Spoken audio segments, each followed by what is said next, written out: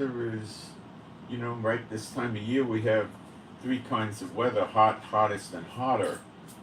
Um, we're in the hot range, 95 today, low is 76, and maybe a little better tomorrow or about the same. And our humidity now is 67%. It was somewhat higher in the morning, but it's dropping, which is typical. And we're probably not going to have temperatures over the 90s in the next long amount of time, according to them. So, if they could predict that far out, I doubt, but they try. They change the weather every few hours. Hang on a second.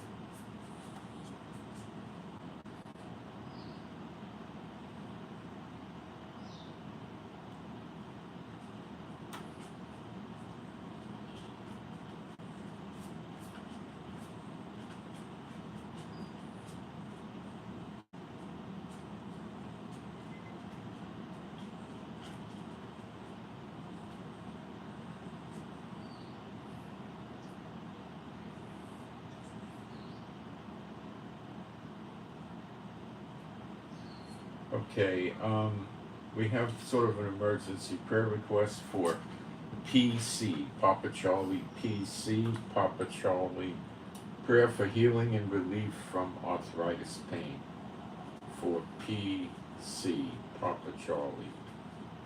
And do I have other prayer requests? Let's look. So I write them down, because I'll forget, old man syndrome.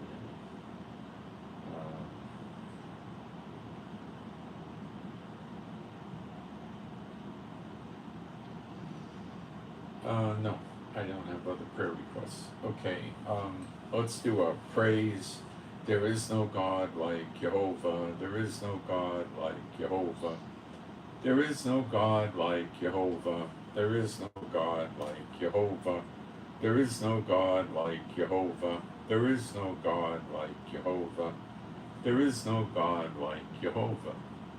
There is no Messiah like Yeshua. There is no Messiah like Yeshua. There is no Messiah like Yeshua. There is no Messiah like Yeshua. There is no Messiah like Yeshua. There is no Messiah like Yeshua. There is no Messiah like Yeshua.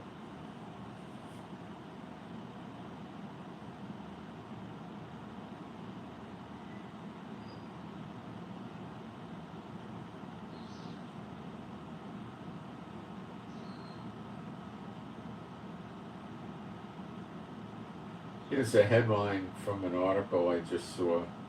Fear and anxiety in Russia, Ukraine army approaching. See, the Russian people are going to have to pay for what this Putin did to them. And I'm not sure all of these Russian people are,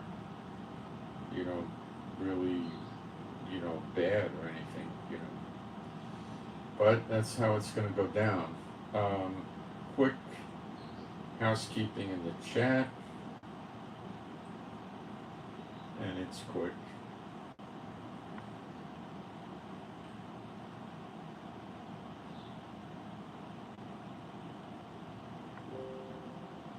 Seems that the more I cover the war, it hurts the offerings. But what am I supposed to do? Preach the preacher of rapture? Then I wind up in the lake of fire. No, thank you.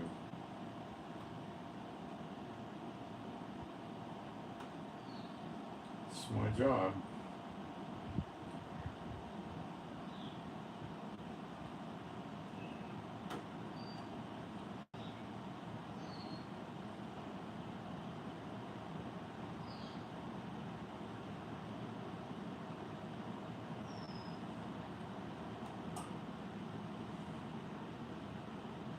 I could go days without getting a single offering.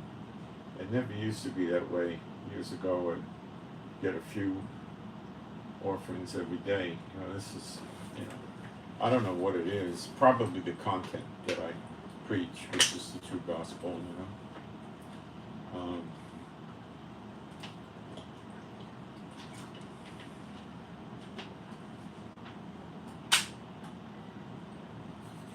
The church people don't even care about spiritual warfare, you know that?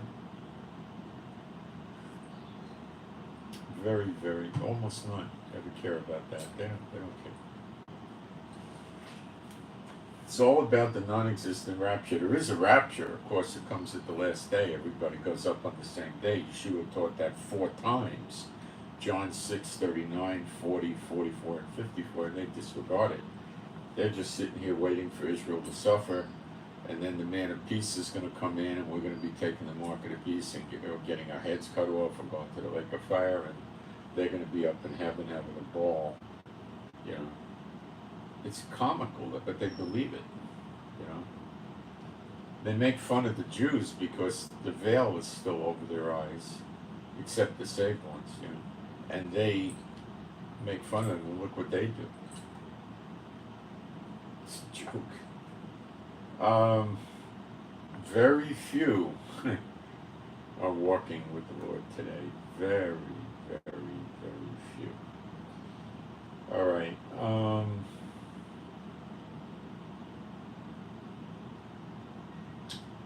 So what I want to go through is what this war is going to look like.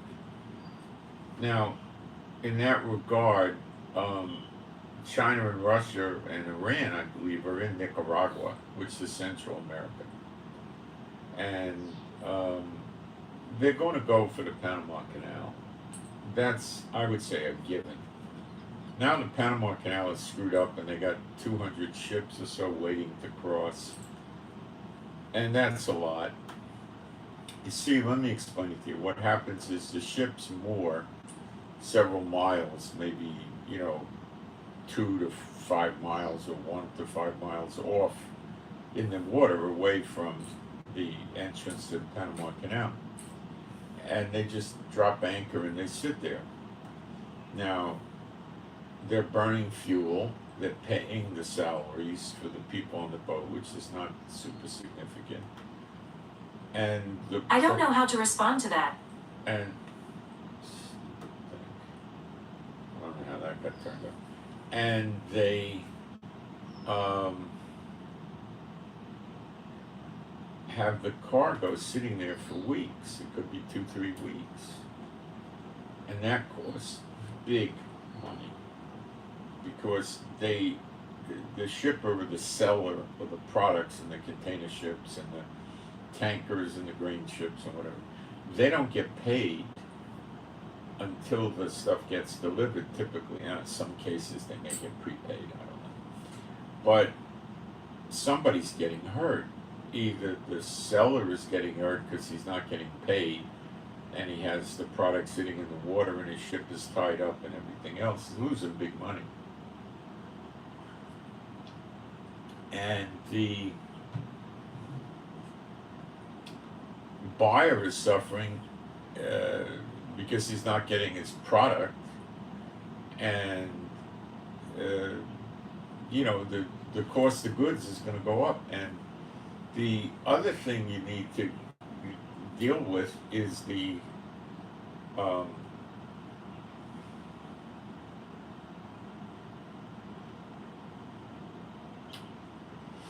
they save 10 to 14 days by using the Panama Canal. If the wait is 3 weeks, they're not going to use the Panama Canal. They're just going to go the long way. But of course, they burn more fuel when they're actually traveling. When they sit, at anchor, I don't think they burn the big motors. They probably have an auxiliary motor, a generator, if you will, or something. Or maybe they can't. Maybe they got to run the big motors because these boats need pumping because they all leak water. They got to constantly be pumping water out. They got to run a lot of them are refrigerated containers, and they got to run the ships to provide the electricity to run the generators and the container ships. So they probably run the big engines. So it's costing them a lot of money. Some of them may not have enough fuel to sit there for 2 or 3 weeks, and they got to call up and get a tanker to come out there at sea and fill their fuel tanks up. because they may have just had enough fuel to get over there, you know, with a little left over, and running the engines 24/7 for 15 or 20 days could drain their fuel. Then the ship is just stranded there, you know, and it's going to be in trouble.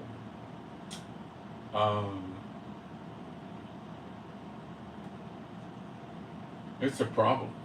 The least problem is the payroll for these guys. While they make a good living, they probably average, I don't know, 60,000 a year or something. Well, in some countries, the guys probably average 25, 30,000. It depends on where the guys are from in the ship and all that.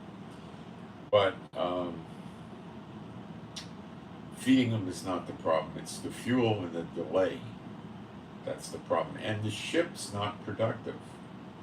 If the ship is sitting for 3 weeks, the owners of the ship are losing a fortune because they could haul another load in 3 weeks. They could pick up the load and deliver it someplace else, so they're losing a whole cycle. And now, listen to me, the ships are tied up in a non-productive way, and they could, if it backs up to 400 or 500 ships, you could start having shipping shortages, you know. It's a problem, you know. Now, if the Panama Canal gets taken over by China and Russia, you gotta understand, Panama is one of the 2 countries in Central America that have no military. Costa Rica and Panama have no military, they have police. So they got assault weapons, pistols, cars, and usually they have, you know, maybe up to 5 or 6 tanks or something like that, that they would use if there's a revolution. They'd bring the tanks and put them in front of the government buildings to keep the people from storming the government buildings. That's what they do. Understand? So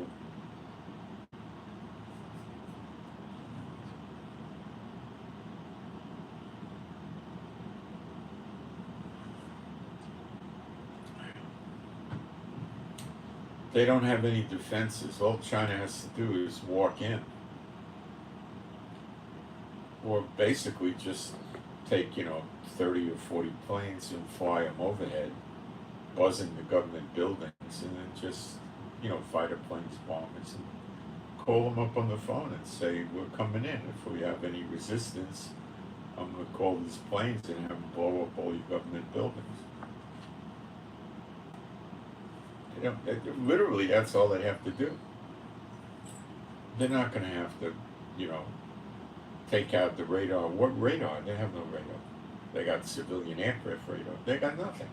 They don't have any anti-aircraft missiles. They don't have any anti-ship missiles. They don't have a Navy. They don't have an Air Force. Well, it's a joke.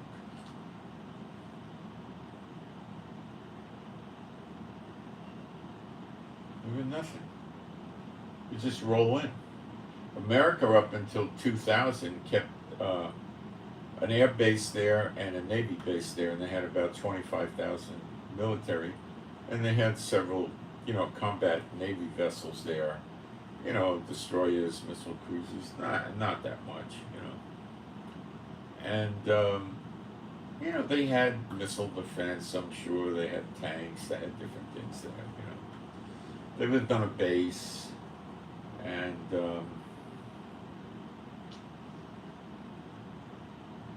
they ran the country, basically, okay?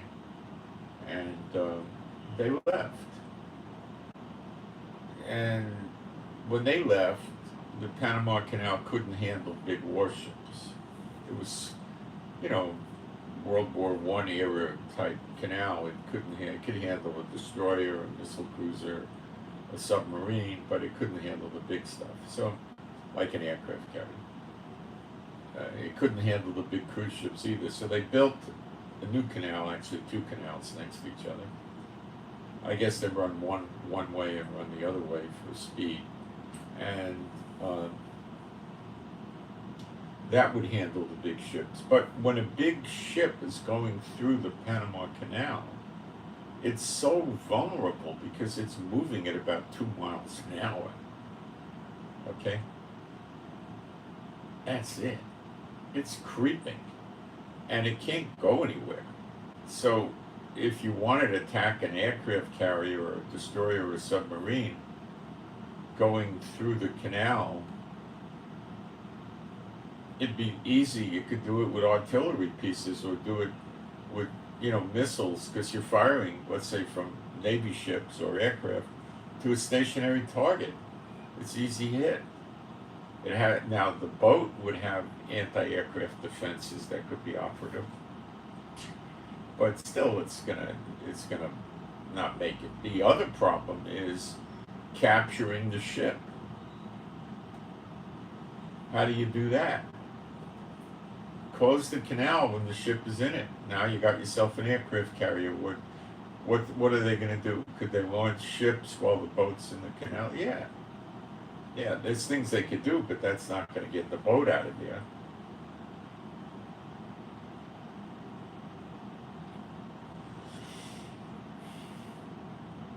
All they got to do is fire on the boat with artillery to hit the conning towers, where they got 3 or 4 levels where they run the boat from. Of course, they could also run it from under the boat, too, from under the deck. But they take that out. They make holes in the deck with artillery and mortars.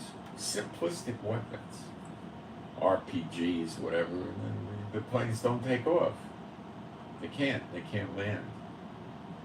And then what do they got to do? Well, they just tell them to surrender or they're going to storm the ship. They don't have many defenses for that in an aircraft carrier or a destroyer. I mean, they're going to create a problem for a little while, but they have to be careful if they want to take the ship and get it for their own purposes, like use it or copycat it. They just freeze the canal and wait. It might take a month. They got time. Surrounded with 400 or 500 soldiers with,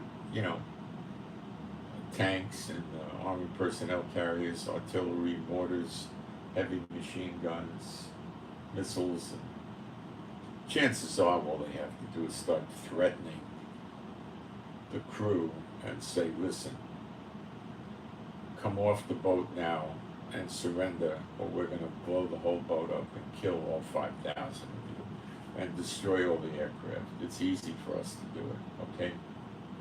All they need is one artillery piece, I mean, but their tanks could do it, just start pounding it with artillery,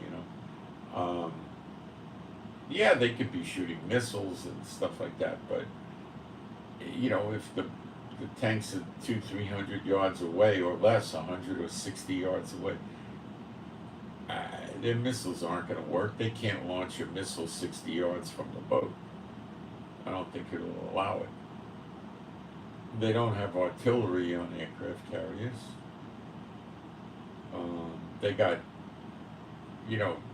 20 millimeter guns. They could maybe train on the tanks and rip a few tanks up, and it wouldn't work. They're dead, and they'll start going around destroying classified documents and surrender, and then they'll have the boat. Or the Pentagon may tell them, no, don't give the boat up. Destroy all the classified documents, and then make like you're surrendering and send guys off the boat, and then put demolition charges in the boat and blow it up, which ruins the Panama Canal, I'm sure. It would take years to get an aircraft, 100,000 ton aircraft carrier, or 80, 90,000 ton aircraft carrier out of there. For them, it would take a long time. And they don't get the boat. It's a joke. I mean, so the Biden administration, in my mind, obviously doesn't care about the Panama Canal anymore. It's too much of a vulnerability to run warships through it. It takes them, 12 or more hours to to go through, traverse all the locks and go through the Panama Canal. That's such a vulnerability for a warship. It's not even funny. It's a sitting duck. It's a sitting duck.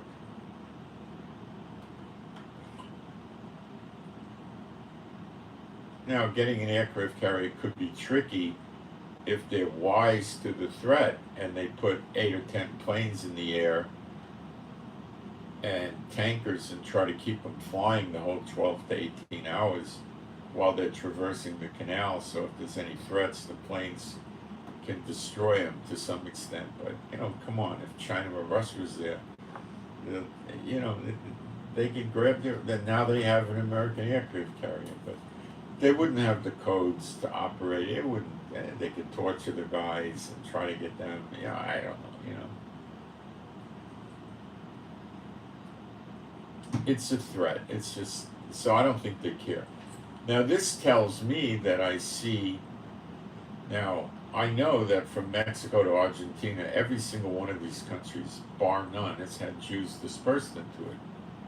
Okay, so they're going to be destroyed based on Jeremiah 30:11.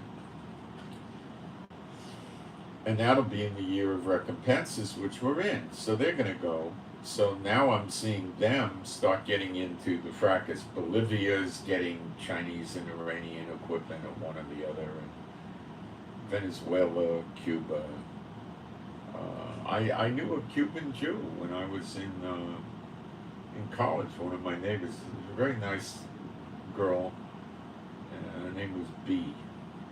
Really nice girl. And she was friendly with me, and she was a former stewardess that decided to want to go to college. And she was a Jew, and she was in Cuba. Her father was some kind of judge or something before the revolution, and then she went from being rich property owner to having to leave.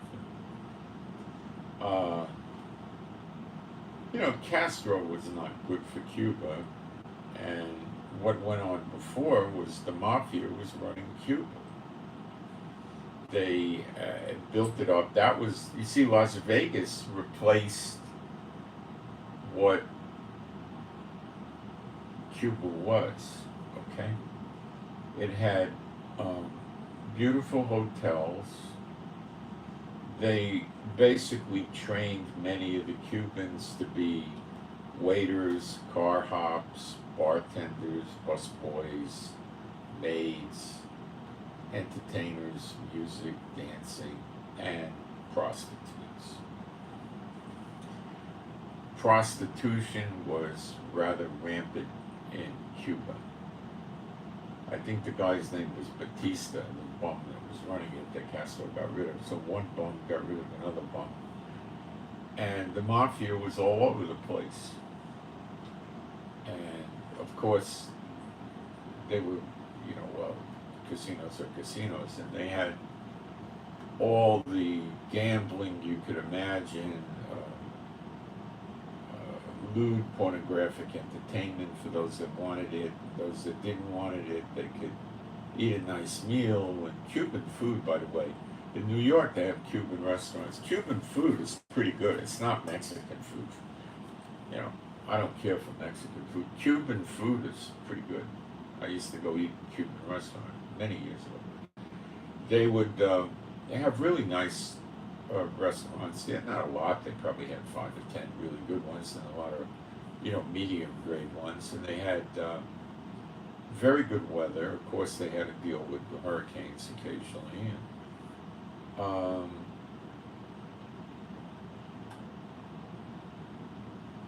they were making money hand over fist.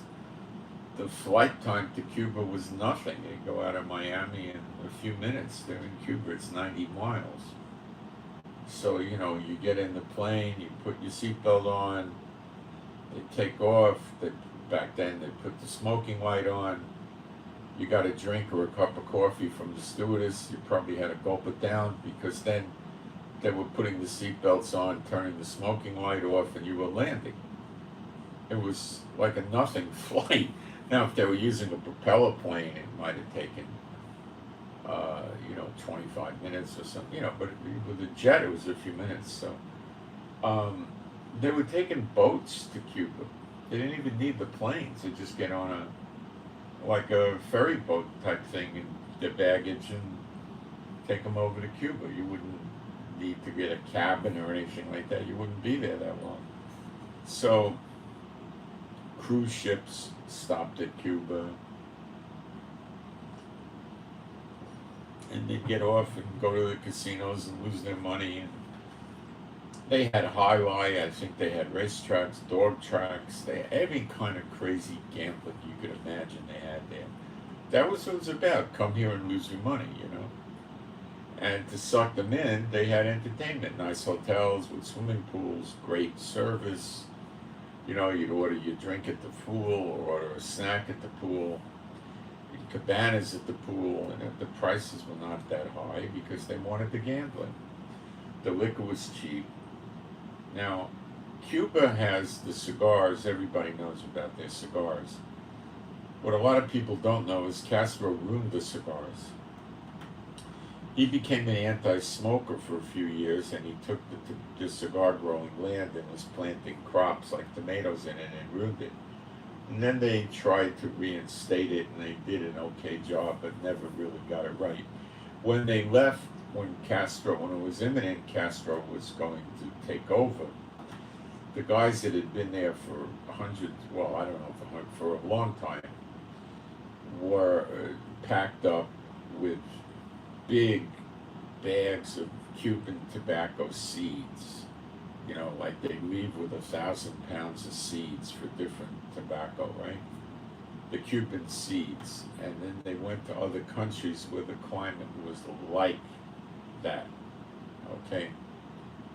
And they planted the seeds, and they came up with so-so replicas of the Cuban cigars.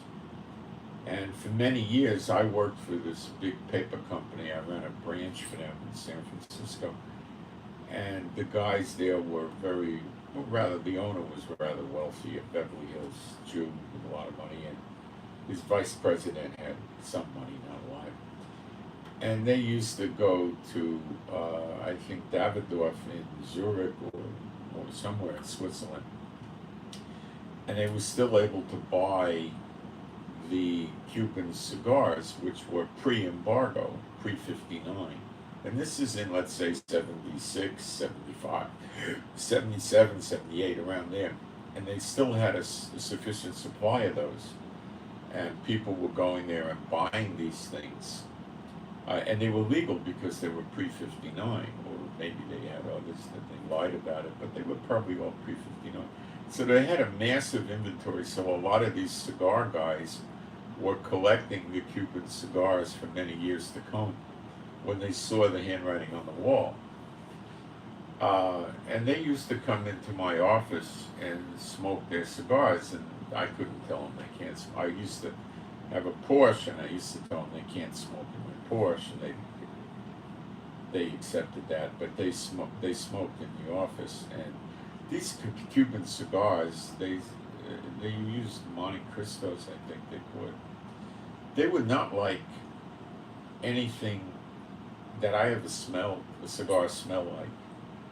You know, going back even into the 1800s, these cigars were, in America, were, you know, you were getting, 2-3 cigars for a nickel and stuff like in the Depression, They were, a lot of them were Cuban. Other cigars were coming from Tampa, Florida. And they used to make wrappers. They still do for the cigars in Connecticut. I got to see what this is. I'm getting somebody coming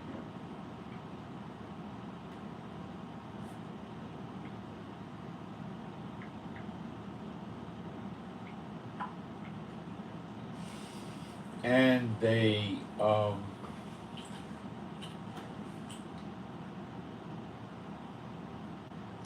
where else did they make them? The Canary Islands, which is burning now. Tenerife, that was a big cigar place. They had a fire many years ago and burned the cigar fields or something, and I think they stopped making their cigars. But what then Castro went back to cigars and started cultivating them again, but they were never the same. And Davidoff, which is not a cigar company, Davidoff sells a lot of fine goods for people like Dunhill. Dunhill used to be well known for pipes and cigars and tobacco, and they would also sell cufflinks and lighters and shirts and sweaters and socks, things like that, high end like cashmere socks and silk underwear, suits, stuff like that. And when you went in there, I used to go into it in San Francisco. They had a big humidor room, and then they had a clothing room where you could try clothes on, and they had a jewelry room. It would sell expensive watches, And Davidoff is kind of like that. So they started getting cigars from the Dominican Republic, and it's my understanding that they exceeded the quality of the current Cuban cigars. But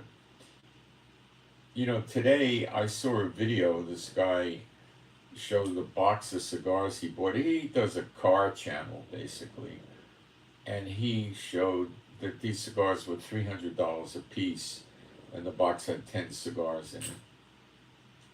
So he spent $3,000 for a box of 10 cigars.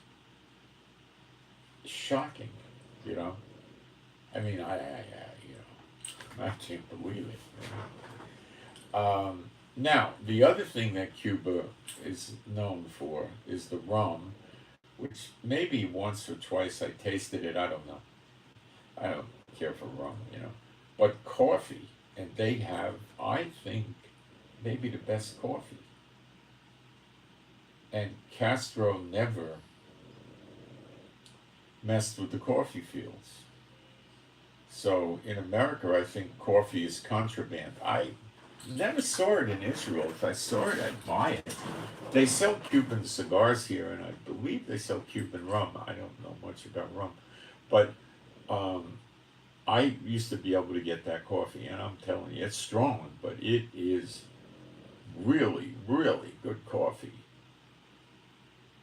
So anyway,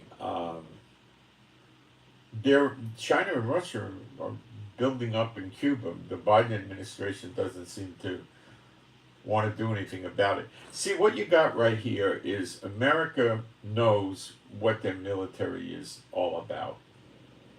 The American military is not like what it used to be in World War II. Don't think that. It's more like what it is in Vietnam. What it was in Vietnam. Hold on, I want to see who sent me a message.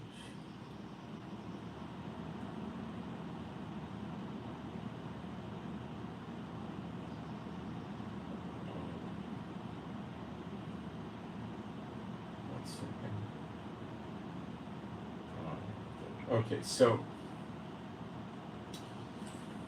many of the people in American military went into the military because they came out of the ghetto and they needed a chance to get out of it. Okay, they didn't want to go on welfare. They managed to get through high school. They joined the military. They have a life. They have a career. They're professionals. They're well treated. They get a reasonable amount of money. It's easy for them to live on the base, eat on the base, wear uniforms, send money home to support the family. And as they re-enlist and stuff, they get re-enlist bonuses, more money, they can buy a car, and they have a life, okay? They're out of the ghetto. In World War II, people joined the military because they were patriots. After Pearl Harbor, there were lines to enlist. People were waiting online for hours to enlist.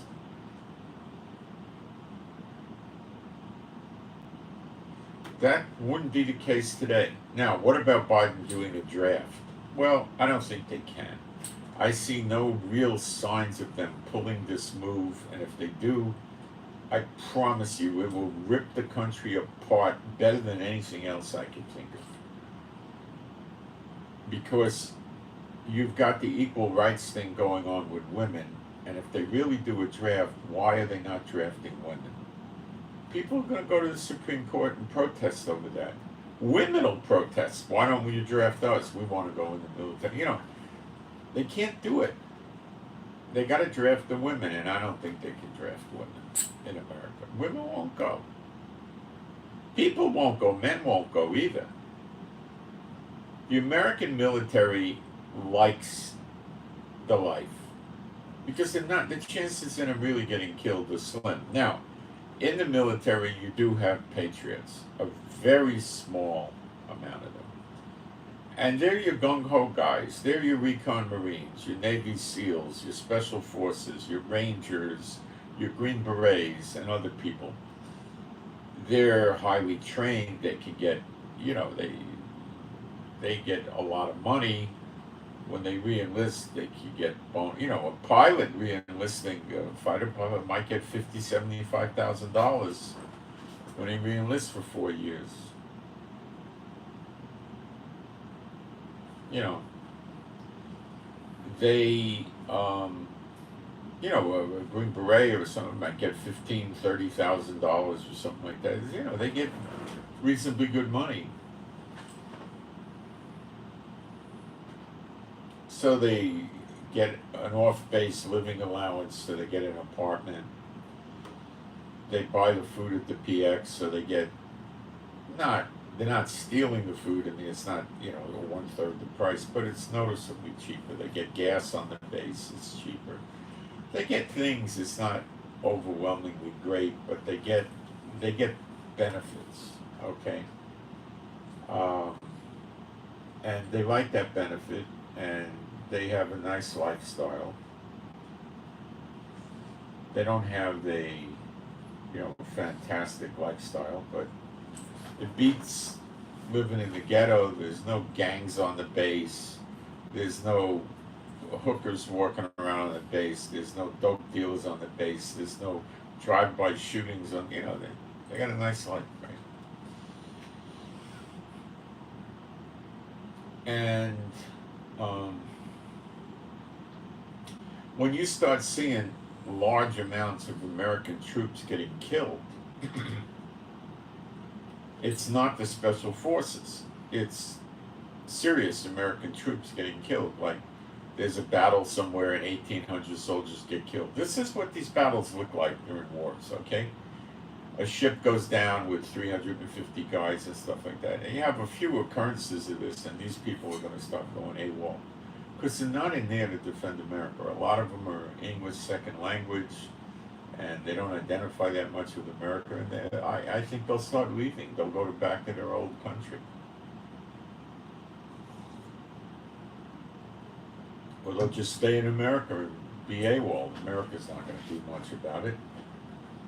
People go AWOL now, and they don't send the FBI out to round them up, or, you know, military police. They used to years ago. They don't do that anymore. They probably stopped that 20, 30 years ago. They go AWOL. And then they come back and say, you know, well, okay, you know, we'll bring you back in, and, you know, they forgive it, and maybe they lose rank, or I don't know what happens. But these people are not going to want to fight.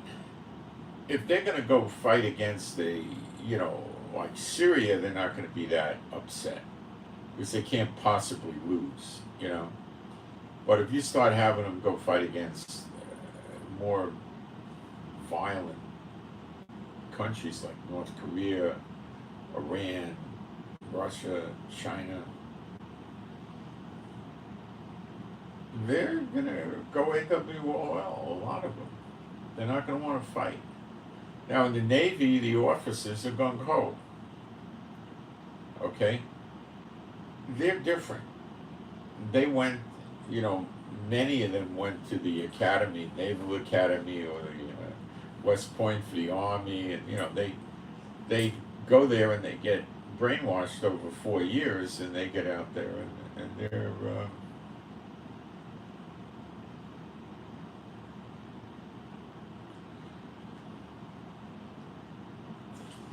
gung-ho, but the other people who work on the boat aren't going to be that gung-ho. Initially, they will, because they want their job. And once it gets bad and they don't want their job anymore, I don't know what the American military is going to do.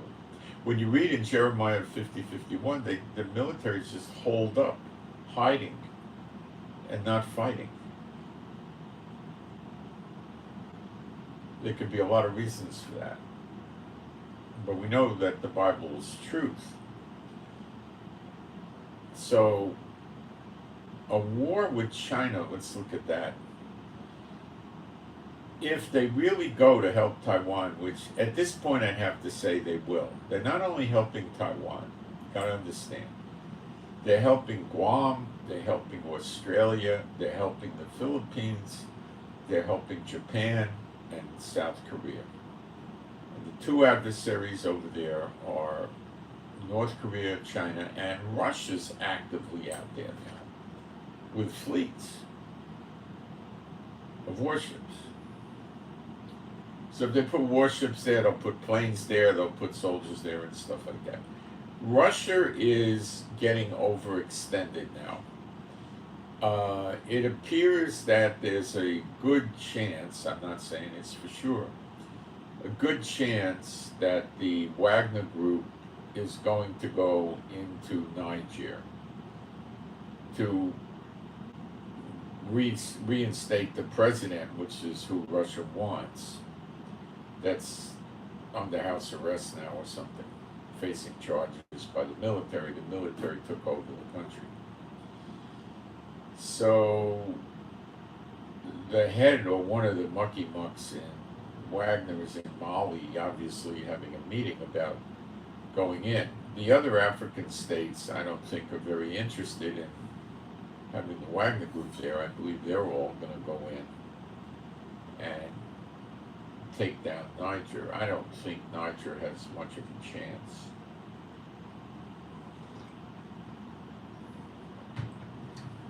They want to show their own countries that if you try a revolution, we're all going to come kill you. Because they're afraid. Is corruption rampant in these countries? I don't know intimately, but probably. Are they ESPOT run? Absolutely. Are they rotten governments? Sure. They're all the ESPOT governments are rotten governments, always. So, they run elections and they make the people think things are going to get better, and they always get worse. They don't get better, they get worse. The big exception to this was America after World War II. They actually made the country better for many years. Along came Vietnam in the 60s, and the people didn't want to go fight for America. And then what happened? The president floated the dollar, took it off the silver standard, and America has been slowly sinking economically since then. It used to be before then, which was 70, it was late 72, and I think it went into effect in 73. They were sinking, but before then, it used to get better every year. I remember growing up, things kept getting better. We had black and white televisions, they were small screens. And we had radios that were this big, portable, with big batteries, that were just AM, right? And then what did we start seeing? Well, we started seeing better televisions. They got bigger. They were going 21 inches in color. And that was as big. And then they got to 25 inches in color. I think they stopped at 23 along the way. And then they had what they called portable TVs, where you had it on a little cart with wheels and you could move it around. And then by the late 60s, they had little screen TVs in color that were 6-9 inches. We had one of those in college. And then they started with stereos, where, you used to have a rinky-dink little record player, and you put 45s and 78s on there, and you had one speaker. Well, then it started expanding into stereos, where you had 2 speakers and you had stereo sound, and we were still using vinyl records, and then it went to cassettes, and Ella Fitzgerald was doing commercials where Memorex, she put her voice on a Memorex cassette, so to speak, and she was hitting high octaves and breaking a crystal glass. I don't know how real it was, but so then came cassettes, and then we had the big 8 tracks in the car in the 60s, and then we had little cassettes in the car. Everything kept getting better. The cars kept getting better. The in the early 50s, people were buying cars that were like $1,000, and you'd get like a strip model, full-size Ford or Chevy or Plymouth or Dodge, a base model, right? $1,000, and people were all buying cars. And they used to take pictures posing in front of their cars. But I mean, guys that were clerks in stores, and everybody was getting a car. They were mostly buying new cars, not so much used cars, although there was a good market. Look, when I was a kid, even in the 60s, you could buy a good used car and drive it for a year or two for $100, $200. Yeah, gas is 25 cents a gallon back then. You didn't care if it was a gas hog. Nobody cared. And then we had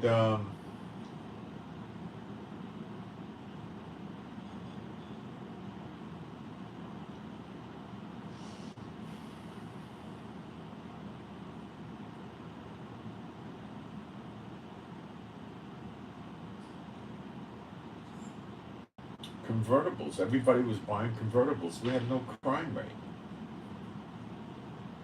Serial killers were almost unheard of. There was really in the 50s nothing going on with drugs. They didn't have gangs, stuff like that. Immigration was closed. People were still all in agreement. They came out of the army or the military from World War II, and they were in the factories working. And the S-bots were running the factories, and they were selling everybody cars like crazy. And then they were buying gasoline like crazy, and oil, and repairs for the cars and parts, and rubber for the tires. And they were having nice jobs in the factories, and they were gung-ho to promote the factory. They had cars that aren't around anymore, Studebaker, Rambler, things like that. American Motors was Rambler. And a compact car was today, I don't know, a medium-sized car or something like that, Ford Falcon was a compact car. You could put 6 people in a Ford Falcon, 3 in the front, 3 in the back, and it had a reasonable trunk, These were cheap junkers. And, then they started making the cars more luxurious, like by 57. Cadillacs had power windows, they had air conditioners, they had cruise control, they had Twilight Sentinel, which would turn your headlights on or dim them when another car was coming if you had the brights on. They had the Wonder Bar radio where you push the button on the floor and it would change to the next station. And they were putting a speaker in the front and in the back. It wasn't stereo yet, but you had 2 speakers. And every armrest had a cigarette lighter and an ashtray. And they had leather seats. And the trunk, you pushed the button in the car and the trunk opened. And then when you closed it, you just pushed it down. And then when it got almost closed, it would close itself. You had electric radio antennas. This every time you turn around, they were having all these new inventions. They started making rotisseries for the kitchen. The refrigerators were getting better. The radios were getting better. More and more TV stations were coming on. And the people got nuts with television. That's all they did. It took the people over. The United States was entirely watching television for the news, so they were controlling the news. And all kinds of entertainment shows that never really had God in any of them. They had preachers, false church preachers running around on TV, but the regular entertainment never had God in it at all. And they had a lot of ungodly themes, culminating in Bewitched in the 60s. They made a show about a witch. Then they had I Dream of Jeannie. A guy, an Air Force colonel, has this beautiful woman, Genie, living with him or something. What's a genie? I mean, from a bottle. I mean, come on. Doing witchcraft for him. Then you had a talking horse, Mr. Ed. They were building idiot shows. They had, on the other hand, they had Father Knows Best, which was an ungodly family that were, they showed you the trials and tribulations of the family growing up, Then they had J. Carroll Nash did a show where he had two ghosts living with him. I don't remember the name of that thing. And then you had all the westerns, where every western show was somebody's getting killed constantly. And they all showed these they got into the street and they drew down on each other and shot. There was only one verified gunfight like that. It was not Wyatt Earp, it was Custer Wild Bill Hickok. It was Wild Bill Hickok and a friend of his had a dispute over gambling.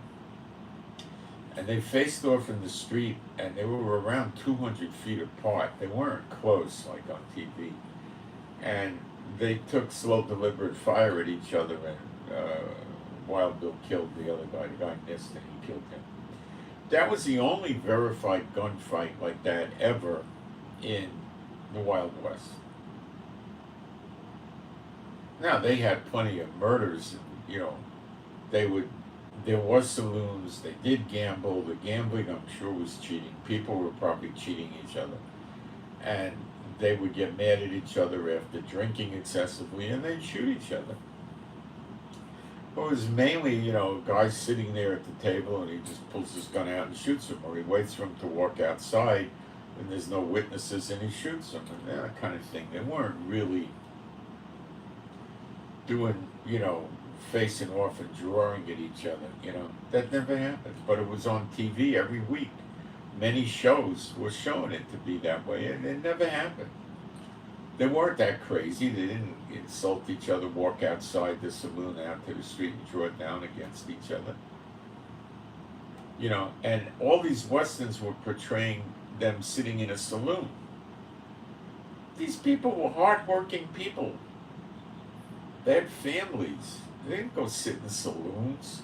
Now, there were some guys that would work as cowboys driving cattle or horses, and they would get paid when they delivered, and maybe they were on the road for a few weeks and they got a pile of money, and then they were in a big city because they would drive the cattle to a big city where they could put them on a train and ship them off to Kansas or someplace to the slaughterhouse. So they had a lot of money, so maybe they went into the saloons and hung around and blew some amount of money for a couple of days till they went out again. Who knows? That could be true. But they have the place, it's full of saloon girls, which are prostitutes, and dancing girls, which were probably prostitutes, and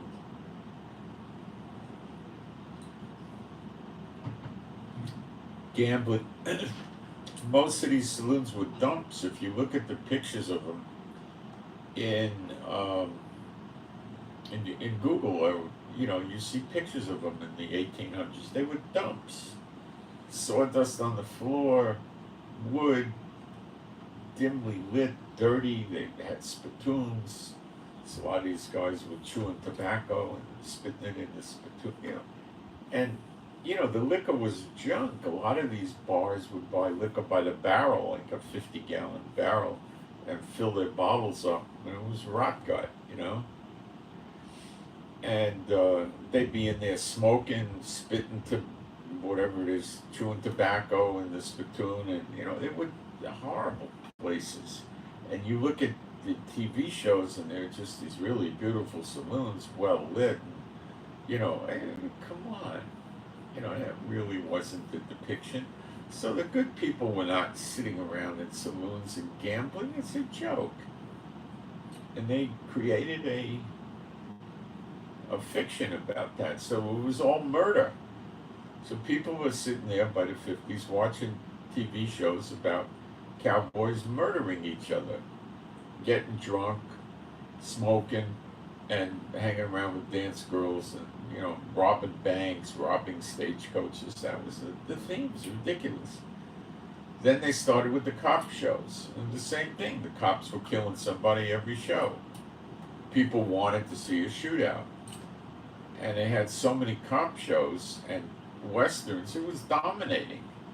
The old Dragnet was there. You had there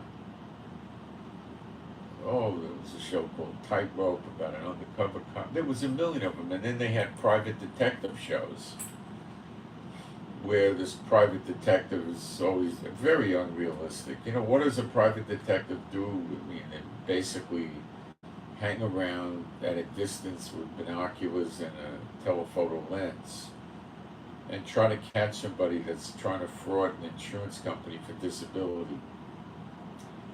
And they try to get pictures of him walking out of the house or coming back from the store carrying packages and, acting and looking like he's happy, healthy, and whole. And they try to mess up his insurance claim for disability. That's a lot of what they do. And then they try to find witnesses for car accidents. And it's nothing like what they talk about. Cops wouldn't tolerate private detectives like that. Humphrey Bogart was promoting that. That was before World War II. Bogart was starting. Most of his stuff was around World War II. And he was playing the private detective, Sam Spade, and all that,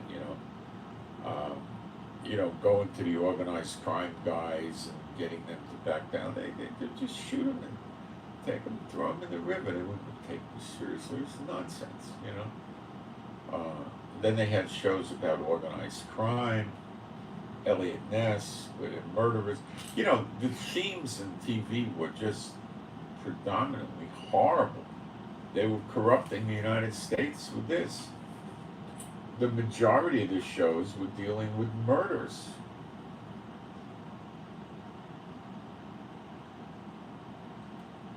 Of cop murder shows. Of course, the cop murder shows, the cops kill the bad guy, but the bad guy kills somebody first, Then they got a little bit more creative and started with medical shows, which were really heavily involved with romance.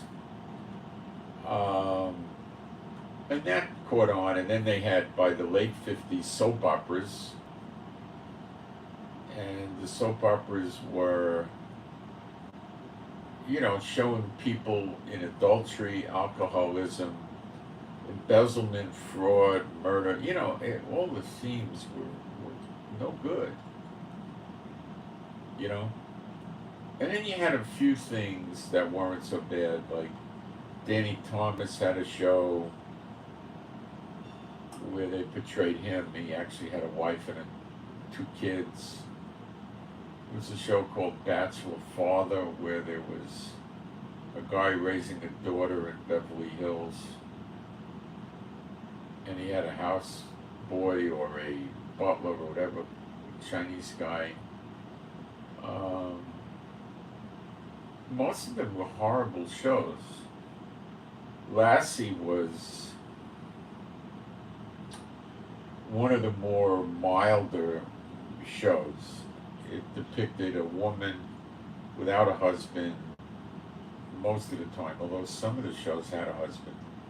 Maybe there was a husband, I don't remember. And it had the grandfather living with them. And that's the way America used to be. The grandparents, when they got too old, they moved in with the kids and that kind of thing. America was a different country back then.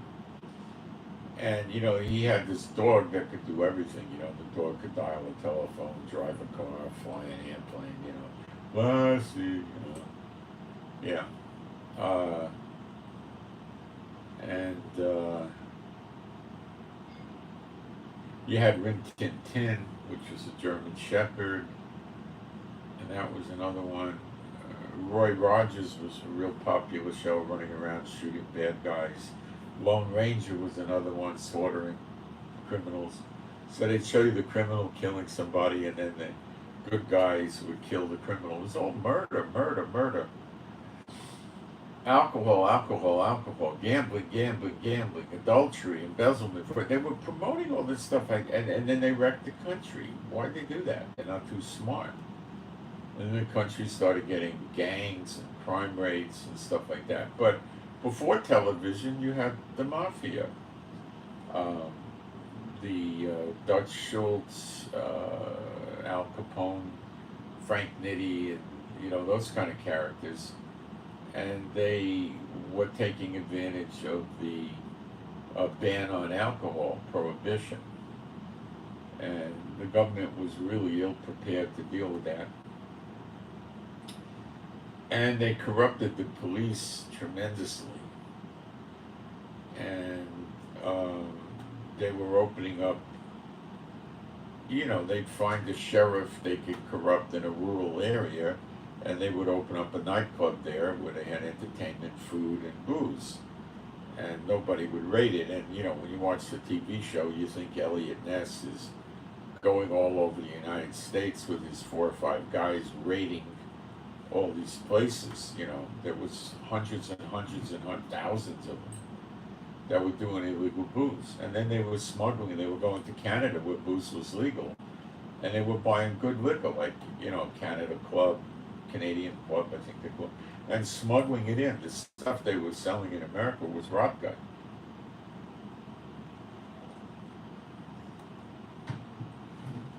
Smuggling alcohol was a lot harder than smuggling narcotics, You could strap a large plastic bag on your stomach, that has 2 kilos of heroin worth a fortune. But I mean, you'd have to have a truckload, a 40-foot truckload of liquor to make that dollar value. So it was a little bit trickier. But, Elliot Ness worked in Chicago where Al Capone was, and they were not corruptible, is the story. They must have been churchianity people. That's how I figure it. Elliot Ness probably just hired churchianity people, and they didn't take bribes. You couldn't pay them off. And I had people tell me back then, that were alive back then, that in New York that had a sordid past, let's say, and they said that you couldn't bribe this Elliot Ness thing, this guy. And they had more feds that they couldn't bribe. So they started making it, but the way it ended is they legalized it. They never eliminated it. They never eliminated the narcotics. They ended the problem with the booze by legalizing it. So out of nowhere popped these gangs doing illegal booze and making a fortune. And then they, of course, expanded into the other rackets with gambling, loan sharking, protection, extortion protection, prostitution, stolen goods, fencing, hijacking things. They were doing everything because they had all this money from the booze, and then they would hire thugs and expand into other businesses, so they became extremely wealthy. And they never stopped. They wound up they took the unions over, apparently the Teamsters Union. And the Teamsters Union, if you wanted to build a gambling casino, even into the 80s it was this way. The only people that would really loan you money for a gambling casino were the union pension funds. And they charged a pretty penny for it. And that's because they were probably mob run. And they just took the money and loaned it to the mob, and the mob paid it back. They made plenty of money at the casinos. They had no money problem. So they were happy to pay the mortgage back, and they were building these elaborate casinos. And then Atlantic City was nothing more than a reproduction of Las Vegas in New Jersey. So the people didn't have to travel to Las Vegas to gamble. They could just drive from New York or Connecticut or Pennsylvania into New Jersey, or New Jersey, of course. So they got the tri-state area, which is Jersey, Connecticut, and New York, to gamble over there lawfully. Then New York City wanted to get a piece of it, so they started in the 70s or the late 60s. They started what was called OTB, off-track betting, and they opened up stores, and you could go in there and bet on the horse races of all the different tracks around the area or whatever, you know. So people would walk in and say, I want to bet on, you know, Red Elephant Horse at Yonkers Raceway in the second race or something like that, and they'd buy a ticket. And then the off-track betting would pay them back whatever they would have got if they actually went to the racetrack. So it killed a lot of the racetrack revenue because they made nothing on it. They didn't get a dime.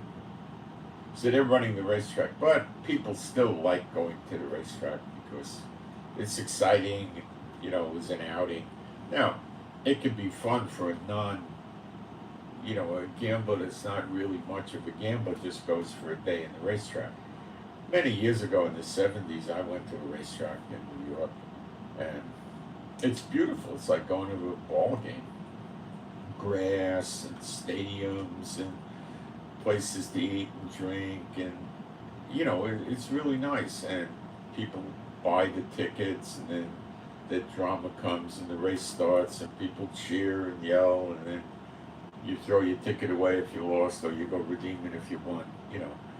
If you're going over there, you want to have fun, and you're betting $2 on a race. That's one thing, but people would get addicted. I remember the ice cream man in my neighborhood was a degenerate gambler, as they call it, and he would sell ice cream, make a few dollars, and then he'd take his ice cream truck and drive over to the racetrack and watch the races. The races used to begin at 1:30, and I think they were done by about 3:30, 4 o'clock. And then he'd go back to work and sell ice cream in the evening, because people would go out of their apartments, most didn't have air conditioning, and sit out in the street in the evening in New York, because it would be hot in the house and cool, and then we'd go back. The thing is, in New York, your summer days were 70s and 80s mostly. Hitting 90 was rare. Hitting 88, 89 was rare. So it wasn't that hot, And you had cloudy days, and you had rainy days in the summer, but when, it was warm enough that people liked to go sit outside. They were socializing with their neighbors. It wasn't like today. Today they don't know anything about their neighbors. They don't talk to them. They don't say hello. You'd get in the elevator, and, I'd be a kid in my building, and all the people would get in and say hello to me and kid around with me, except for very few people, some old people that are not very nice, And, that's how life was. But the war, the American military, I predict, is going to fall apart when this thing starts. They got equipment. Now, the pilots are going to be gung-ho. The commanders and the big officers on the Navy ships are going to be gung-ho. But the people under them aren't going to be so gung-ho.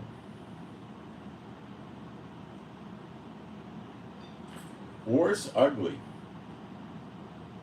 And these people don't really know from it, When did America have a war against powerful countries? World War II. Not since. Did they win in Korea No. Did they win in Vietnam? No. Did they win in Iraq? I would have to say they did win that one. They don't usually win anything else.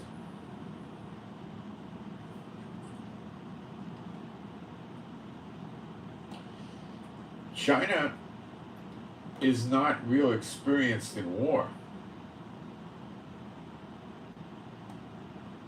Who have they been fighting?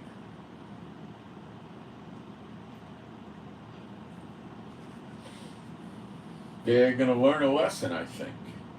Now, the thing with the Chinese and the communists, you've got to understand, is they don't care if they get into a fight over Taiwan and they were to lose 60 or 70 million people, they wouldn't care. Now, their economy is so bad right now. I've been putting videos from YouTube up on my Telegram. It's awful.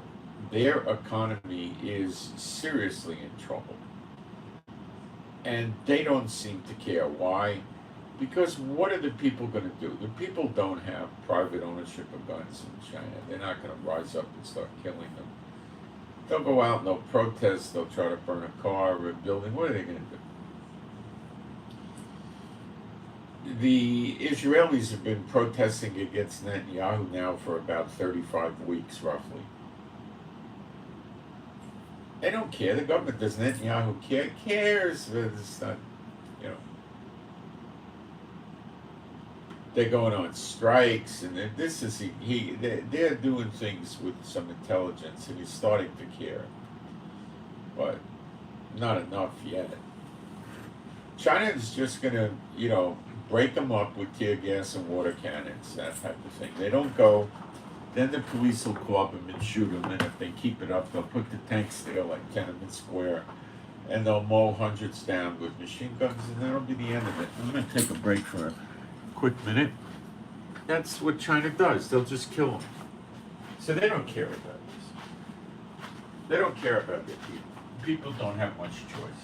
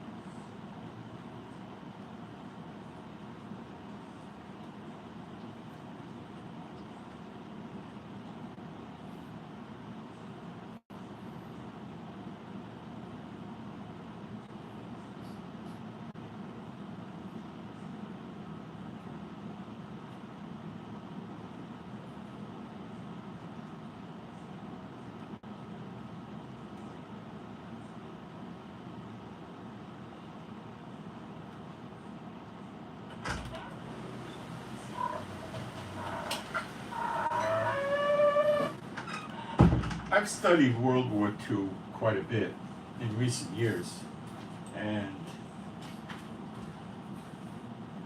I'm going to tell you this next big set of wars, which are going to go at the same time, is probably 1/5.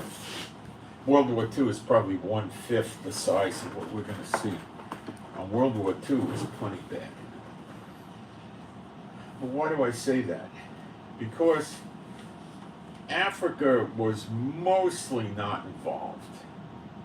But Africa is going to be involved, at least the countries that are Greater Israel, because the two witnesses bring them up on the left and the right, the surrounding countries, which Africa would be included. So you would have Egypt, Sudan, South Sudan, Eritrea, Somalia, Djibouti, parts of Kenya, Uganda, and did I miss anything? Ethiopia. They're all going to be in it. So it's already starting to spread in Africa. Now, I think the greater Israel countries are going to be reserved for the day of Jacob's trouble, which great is the day of Jacob's trouble, but he gets saved out of it, where they lay siege and surround us. The other countries will be all discombobulated by then. I put this anti-glare thing, they're polarized. I put that on. So,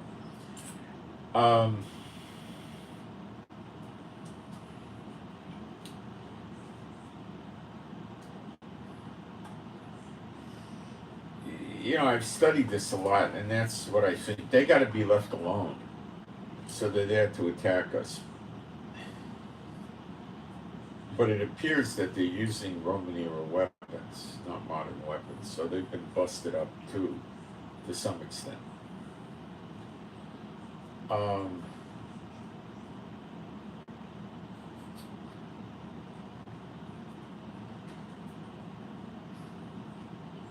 Maybe the big nations have been busted up, and I don't know how it's going to play exactly. We don't have precise little details, okay? Now, the other nations are not going to be there and be involved. Look, let me explain what's not going to happen. If the two witnesses decided to take control over Israel this week, right? Let's say they got rid of the government, the democracy, the rabbi, all that's gone, right? Okay, the 2/3 are cut off, they're running the country. So what would happen?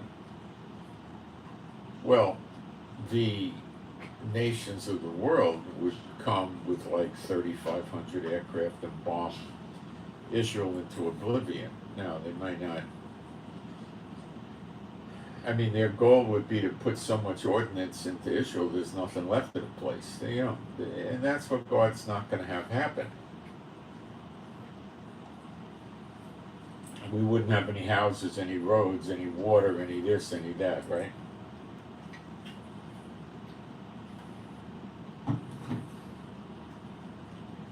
That's not going to happen. So he's having these countries kill each other and destroy them as a recompense for what they did to Israel. And it's not just the war coming on him, it's the continuing whirlwind of the Lord falling on the head of the wicked until he accomplishes what he wants it to. And, Greece is messed up with fires, Canada's got fires, America's got some fires in Hawaii, Oahu, and Maui, and there's fires in Spain, the Canary Islands, and I don't know where else, because we used to get good fire maps, but those days are over. So there's fires all over the place, I'm pretty sure. And then the wars are starting to break out all over the place. This Niger is going to eventually probably go to a war. The military that did the junta in Niger, if they just decide to say, well, we'll let the president go back, well, they're going to go to jail, they're going to get shot for treason, and, they're not going to just...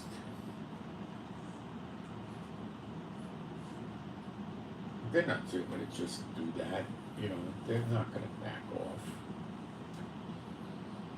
And I don't know where that's going to go. And then the curious thing is America's putting a lot of military into Syria. Their story is they don't want Iran getting into Syria. So they're working the border between Iraq and Syria. The way Iran gets in is it goes into Iraq, which touches Iran, I believe, and then from Iraq they go into Syria. So they're fortifying the border or closing the border with Iraq and Syria to keep Iran out of Syria. And that has to have something to do with Israel. But the thing is, we see America doing bad things to Israel in Jeremiah 51. And now we're seeing American troops being built up inside Syria, which is actually part of Greater Israel and next door to the Israel we have right now with a common border. So how convenient that is. It also says they flee. Well, it's the two witnesses, they break and run. So things are, really building, and I would say at a rapid pace. Now, when this war goes down is going to be when Jehovah wants it to go down, when everything is all the pieces are in place and he's ready to see this go down. Then it's going to go down. It's not going to go down before. Okay.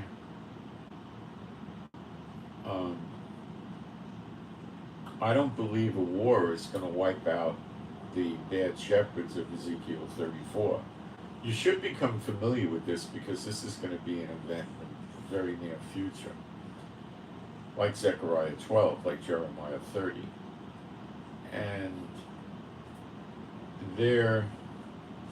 these scriptures are ignored by the church because they don't want them to understand that Israel is going to be redeemed. You don't hear the church preachers talk about year of recompenses, year of redemption. They don't talk about that. They don't want you to know this. They don't want this to happen. They don't talk about the glory of God of Israel. They don't really talk about the two witnesses. When they do, they talk about who are the two witnesses, and then they lead you astray. Oh, it's Elijah. Oh, it's Moses. Oh, it's David. Oh, it's this. Oh, it's that. They're wrong. It's error, and they don't teach really anything about the two witnesses. I've never heard a single churchianity preacher talk about Zechariah 12 truthfully, or even close to truthfully. They don't talk about the 2/3 getting cut off because the 1/3 get built up in the Lord, and they don't want you to know that either. So they're basically teaching trash and crap, and you can't take these people out of it. A lot of them have been going to these churches for decades, and their parents went to these churches and grandparents, and it's all the rapture, the rapture, the rapture. And all Israel is a time clock to their rapture. And they're being told that this is the time to get ready for the Antichrist. It's sad. People in Israel are waiting for the tribulation with the Antichrist. They're depressed. They're bummed out. They're walking around in a derelict state.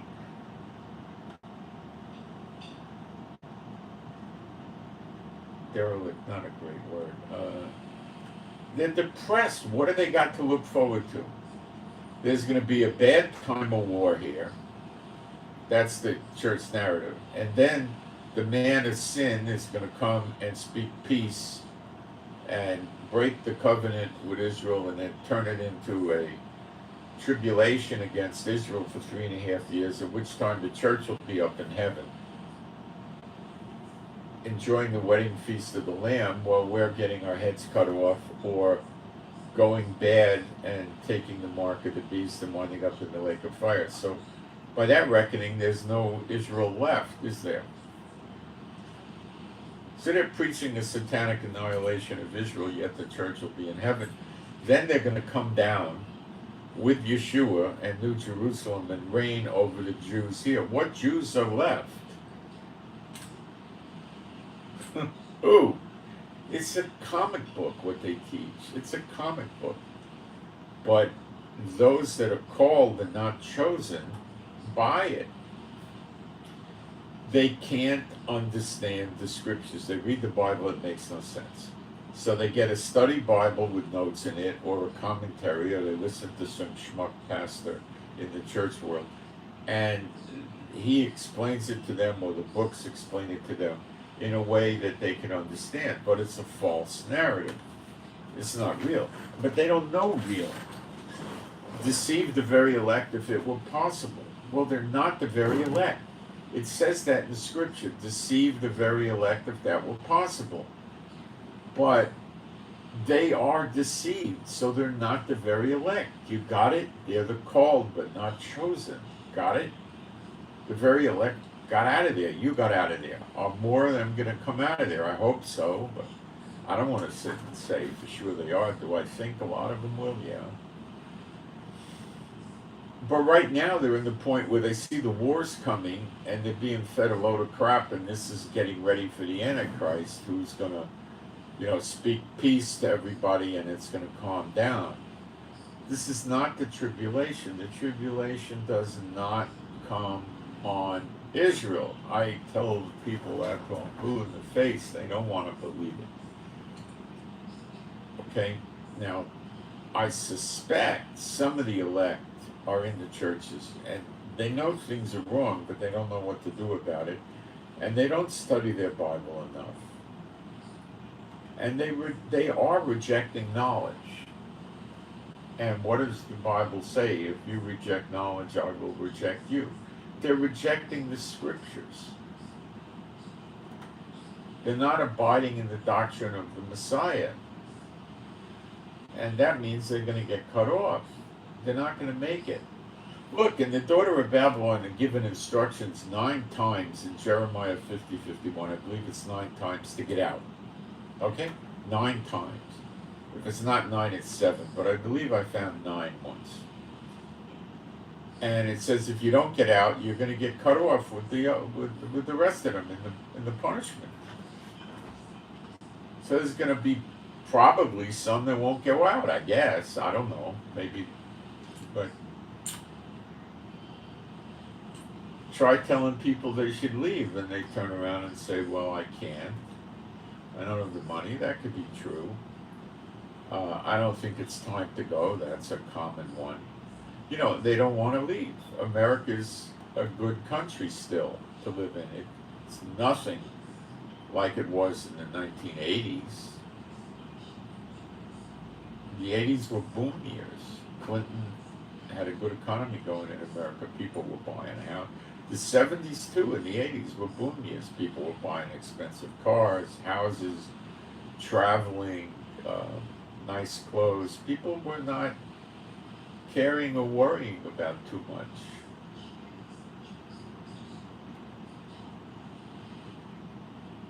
There was problems in America in the late 60s into the early 70s with Vietnam. Believe me, there was a draft.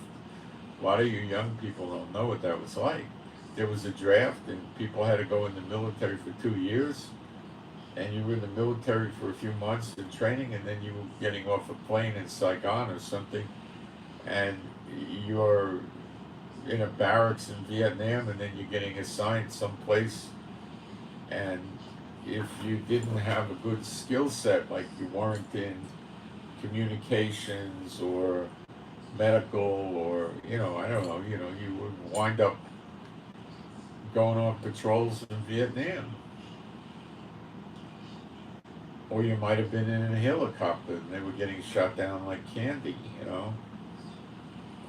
The Navy stayed somewhat safe there, but they had Navy patrol boats, which were probably like, 40, 50-foot boats or 60-foot boats that went up and down rivers, and they had guns on them, and I don't know what else they had, maybe mortars, and, looking for Vietnamese, Viet Cong, and that kind of thing, and they were getting killed.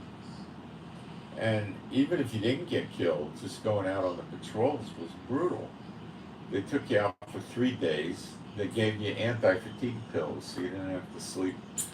The human body could take this benzodrine, dexedrine stuff, I think it was benzodrine they were giving them, for about 3 days. And they found out they could smoke pot in the jungle and take the dexedrine pills and be okay.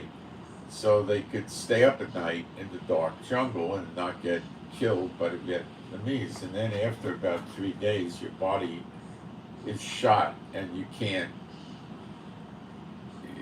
stay up with or without the pills, and they would be back. They'd only put them on a 3-day patrol, so by the time they get back, they'd be crashing from the pills. So they would take a shower, get a meal, and then go to bed and stay in bed for, 16, 24 hours.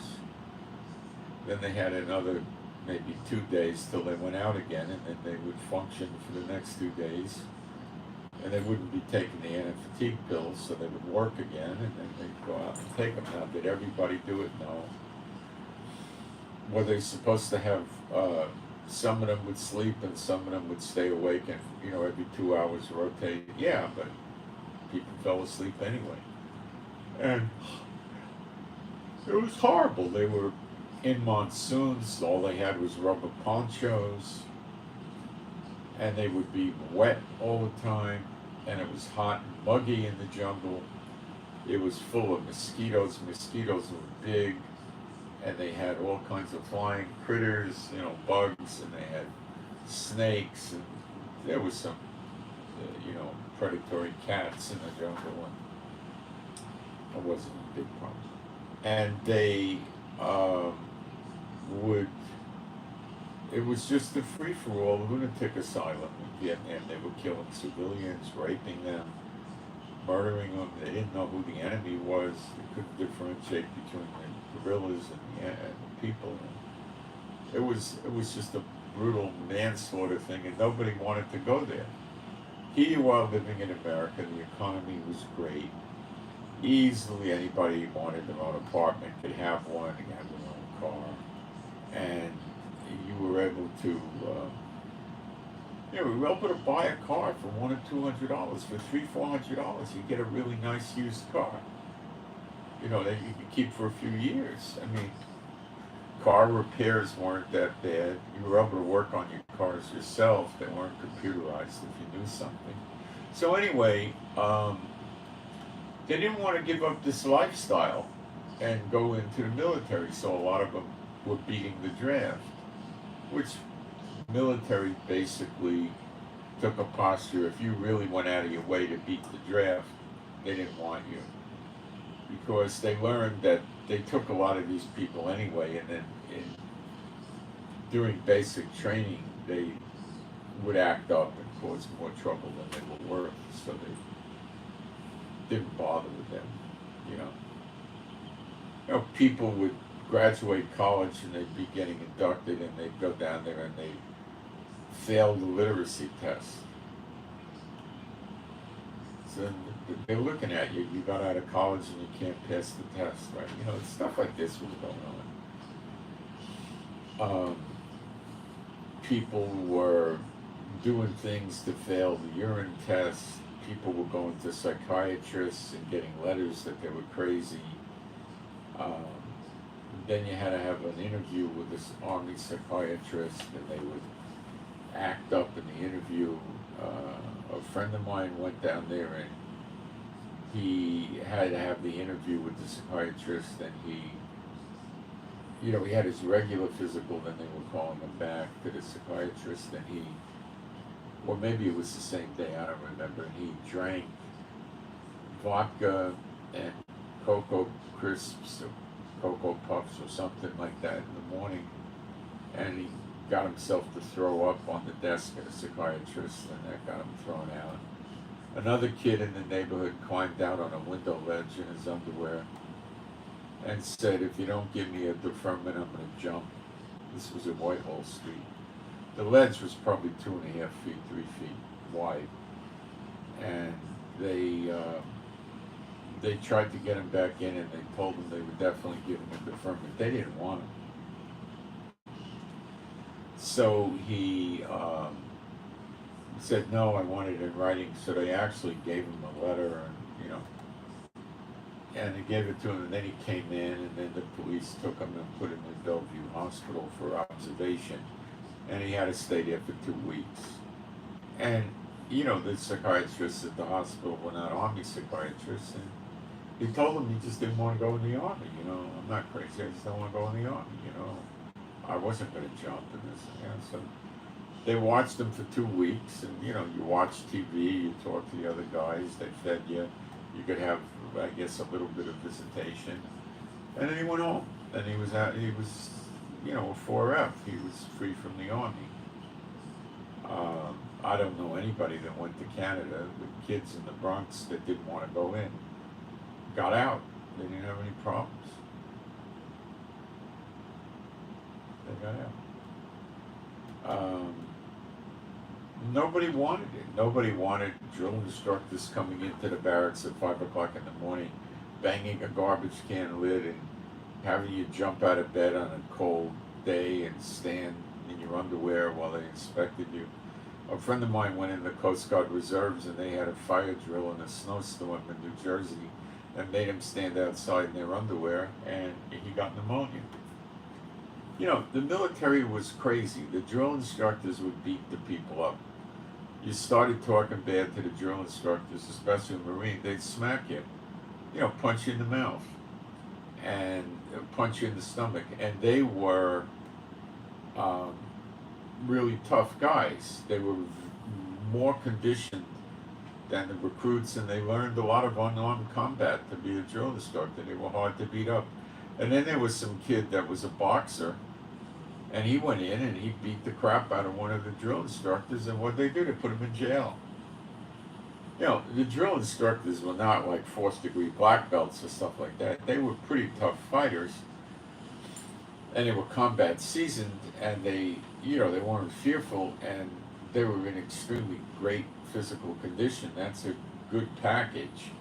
But a well-trained fighter that's also in extremely good condition, they couldn't handle that. You know, somebody that, you know, was going to karate school for a year or two would maybe hurt them, and maybe it'd be a tie or something like that. But somebody went to karate school, let's say for 6 years, 3 days a week, you know, it would put them in the hospital in, you know, 10, 15 seconds. You know, they weren't that good. You know, I fought against a Green Beret who was sparring them to fight front. That was in Vietnam and stuff, and he had the karate training, and you know, I wound up hurting him by mistake. He didn't know good. They weren't so good. I had another guy that was in Vietnam. I was working in the Catskill Mountains. He was sparring me, and I broke his hand. I broke a finger. It came through the skin and everything, you know. I didn't do it on purpose. They weren't very good.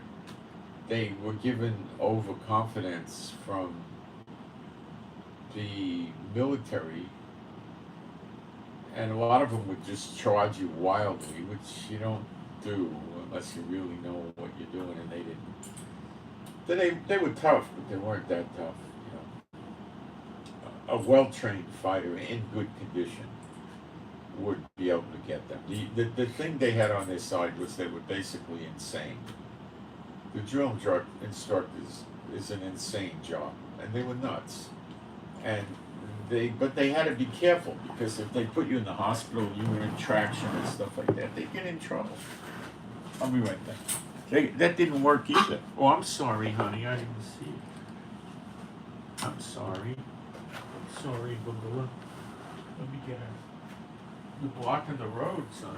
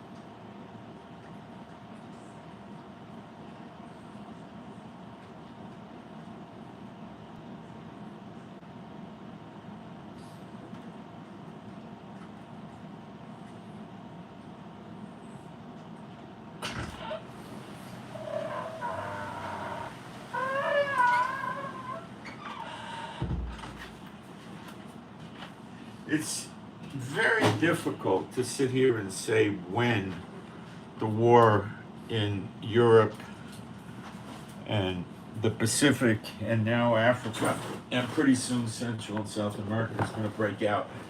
I think that we're going to be waiting to see things worsen in Central South America and in Africa, and then it's all going to go at the same time. And that's going to be maximum confusion, which is what I believe the Lord's after. That's what I think it's going to go. Okay? And we're not quite there yet, but we're on the way. Now,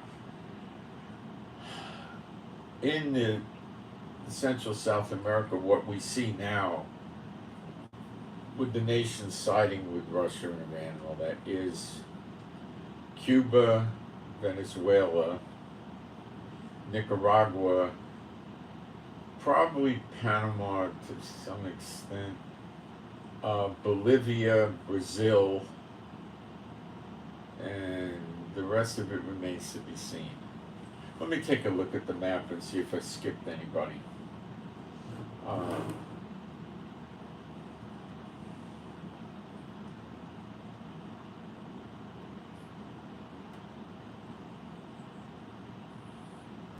But it's spreading very quick. It's spreading very, very, very fast.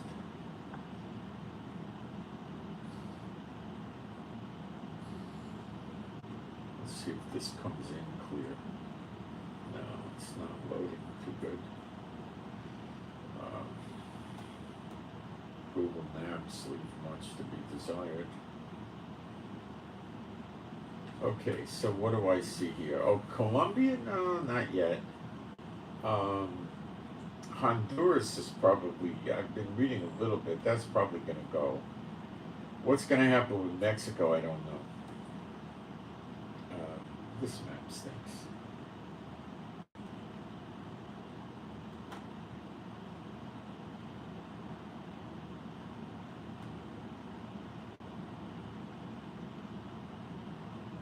Brazil is involved with them. Brazil and Bolivia. Ecuador has trouble, but I don't know if they're siding with them.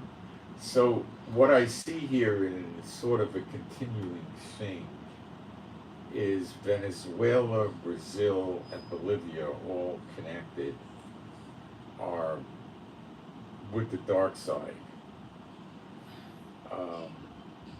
Argentina, Uruguay, I don't hear much about that. Paraguay, but they'll go easy.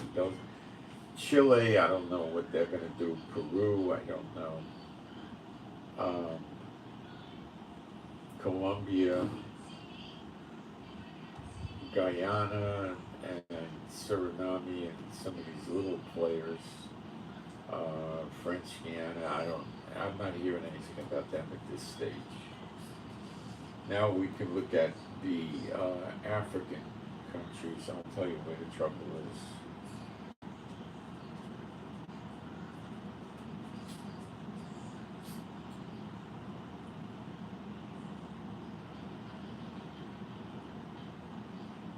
Well, I know Egypt's going to be in it, but Libya's bad now. Mali, and it's hard to get. There's so many of these little African countries. I'm not sure who's going to go where, and what, when, and where.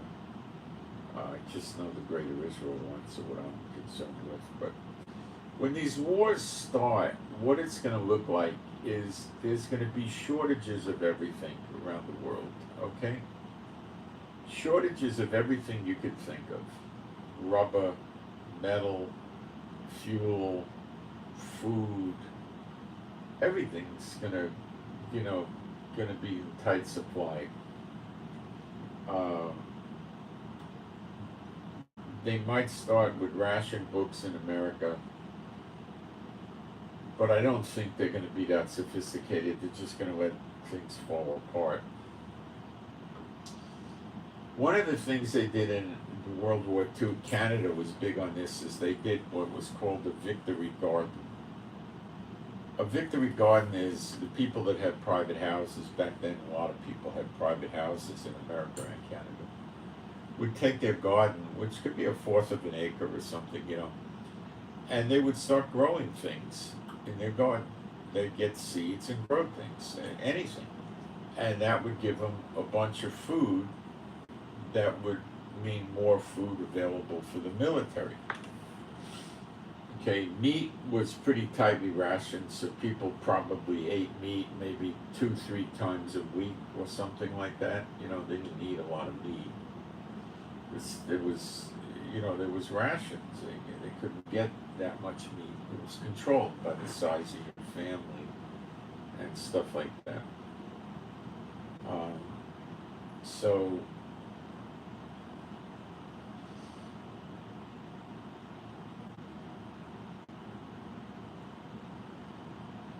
we just intercepted a drone flying over the Gaza Strip. I wonder what that was about. Probably the drone was getting ready to be leaving Gaza and go into Israel, and we picked it up early and shot it down over Gaza.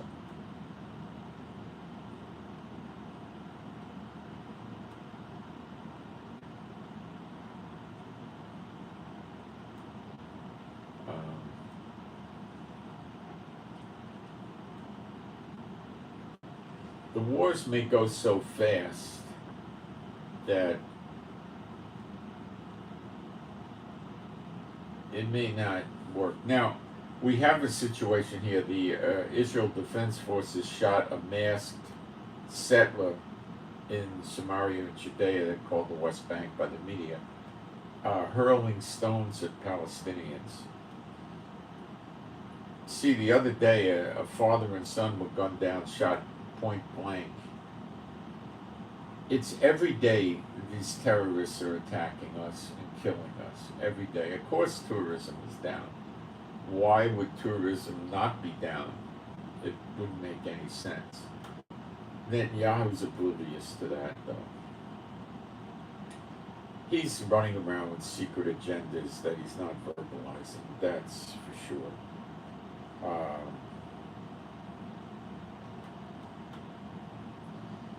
So, you see, when you have a government that's prosecuting the people for going after the internal enemies, what do you have? You have a government that wants the people fearful so much that they depend on the government. Now, if we listen to the Israeli government, we think they're doing a good job. But let's not listen to what they say. Let's look at their actions. By their actions, are they stopping the terrorism? No. Do they stop some of the terrorist attacks? Absolutely. But they are not able to protect the people. Obviously, it's apparent. It's objective. There's nothing to talk about. There's no debate. Now, we can have people that'll say, oh, but no government could do that, blah, blah, blah. Well, no non-God-fearing government's going to do that. That's for sure.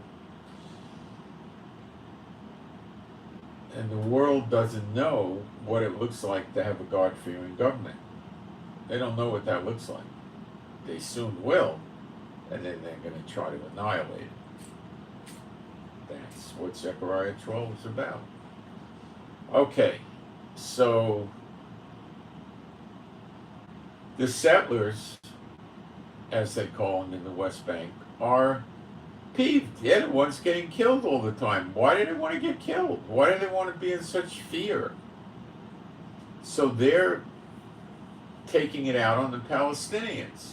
And the Palestinians are encouraged because the world supports them. Okay?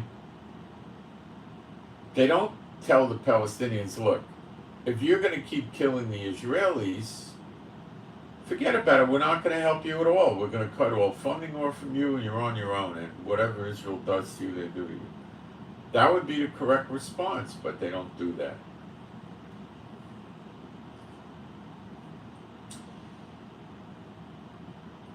What Ben-Gvir basically would like to do, and he's the security minister in charge of the police and the Shin Bet and stuff, border police. He would want many, many, many more Israelis to have guns.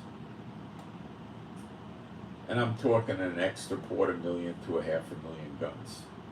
What they should do is just open it up. Any Israeli that's a Jew could go get a gun. You don't need cause, that's it. If they want to make them show proficiency with the gun that they could shoot and stuff, well, okay, I could suppose I could see that, but not really. They should just give them all guns. That's it. You just go to the store and you buy the gun. Like in America, you don't have to do proficiency. You just go buy the gun. You don't even, just buy it, and that's how it should be. And they lie to the Israeli publics and they say, oh, it'll be like America. Look at all the violence in America because everybody has a gun. And you in America know how silly that is. Most of these people, if not all of them, well, not all of them, but many, many, many, the vast, vast majority are using illegal guns. So they're lying to the public here. They're lying to the Israeli public and confusing the issue with America. And the people here believe it.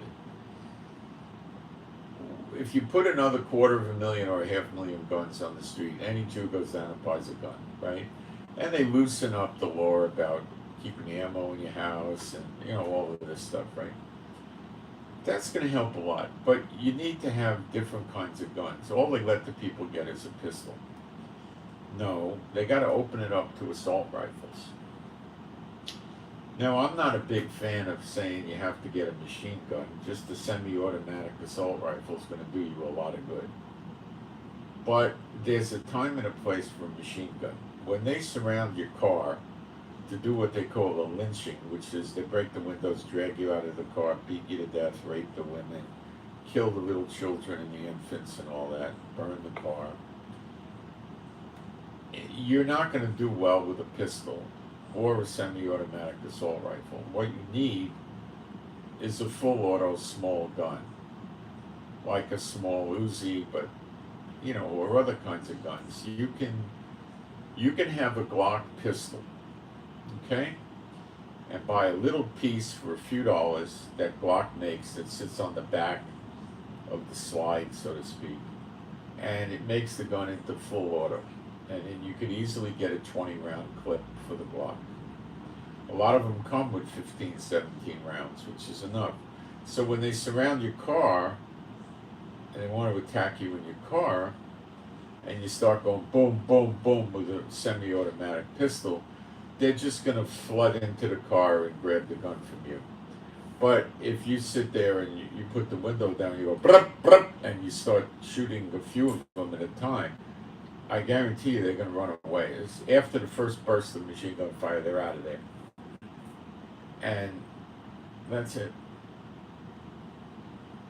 And that's what needs to happen. And the chances of Netanyahu ever doing that are zero. Netanyahu doesn't want to stop the terrorism. If he did, now, there's two schools of thought. One is he doesn't want to stop it, which I go 75-80% on. The second one is he can't stop it, which is also true, because he let the cow out of the barn years ago when he served 20 years as prime minister, that curse on Israel. And during those years, the Palestinians built up what some people think is in excess of 100,000 weapons. In any event, we know they don't have any trouble getting weapons. So, it's whatever Netanyahu's doing is a complete failure. Okay? So the settlers are saying we're going to have to take matters in our own hands, and Ben-Gvir is trying to support them along with Smotrich, and it's not really working. So Netanyahu's idea is to have the police persecute the settlers because he can't have the settlers saying we can't rely on the government, we're dependent on ourselves. So you see, he's just another espot midget, or he's working at cross purposes against the people.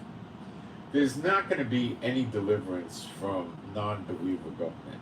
Forget it. It's never going to happen. I'm telling you, they're never going to solve the problem. Never, ever, ever. Because then it shows you don't need God. And that's not going to happen. So the only time this problem is going to get fixed is when the two witnesses take over, which is going to be shortly. And then this democracy government will be eradicated, it'll be gone. And that's that.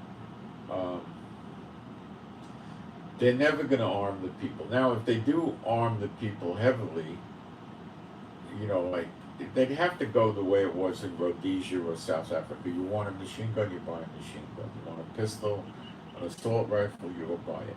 Okay? That's the way it needs to be. And machine guns. Now, I don't think you need to elevate to, you know, 40 millimeter grenade launchers and artillery and hand grenades and stuff like that. Giving the people machine guns could be dangerous if they use them in the cities. If they just restrict it to the West Bank, maybe it would work out better. But people running around with machine guns in Jerusalem and trying to use them against terrorists, it'd be very dangerous because you could be hitting innocent bystanders. Semi-automatic assault rifles work very, very well. Okay, and except for rare circumstances when you're getting ready to be overrun, they work, and that rarely happens. So, you know, but just pistols isn't good enough. And Netanyahu is not, he just says, oh, we're going to loosen up the gun laws, and he doesn't really do it. He hates that idea because he doesn't want to see an Israel without terrorism, obviously, or he would, this is one of the few things he could do. Some of the other guys that are no longer active in politics wanted to get rid of the Palestinians. The only Palestinians they want to keep here are the ones that would take a loyalty oath to Israel, and they would watch them very carefully for 5 years. The rest of them, they would put out of Israel, pay them to leave, set up countries in Africa to put them into. This isn't going to happen. You're not going to get any relief from a non-believing government of Israel. Forget it. Because they're serving the enemy.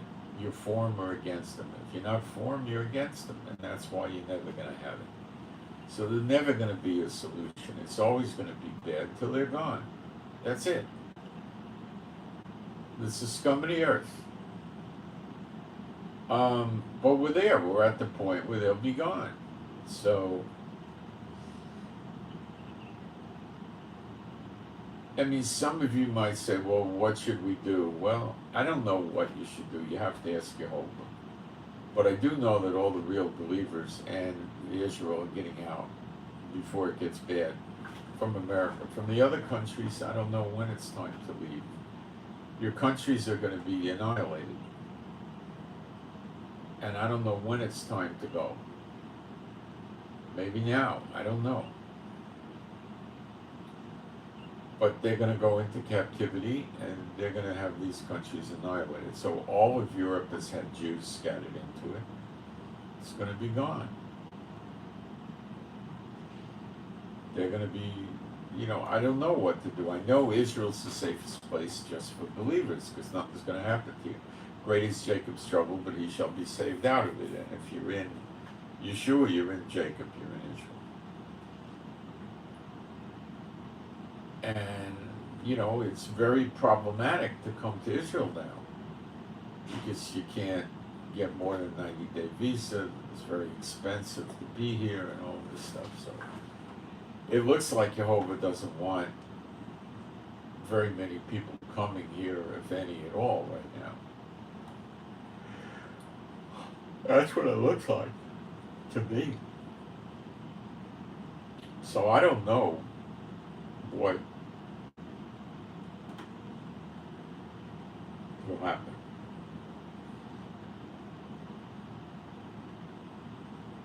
I know what will happen in general, but I don't know when it's going to be time for you to leave these other countries. It could be now. I don't know. It may not be now. I don't know. And then you come to Israel right away. And, you know, that's the safest place, I guess, is where you go. So I don't really know what to tell you. I know that when they leave the nations in the second Exodus, they stop in the wilderness, where they pass under the rod and they enter into the bond of the covenant.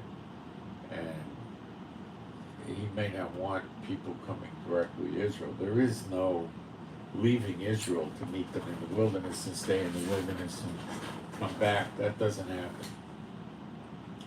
The bad ones here get cut off, 2/3 are gone, and the rest are going to be strong in the Lord. And that we know. So where do you fit in here with this? You got to go to the Lord for that. I don't know. If you're worried about things, you could always stock up on some extra canned food and things like that. You know, buying guns and stuff is fairly stupid. I mean, if you're really worried about civil disobedience, you could have a gun or something. I'm not going to tell you you can't have a gun, but I wouldn't put any big emphasis in that.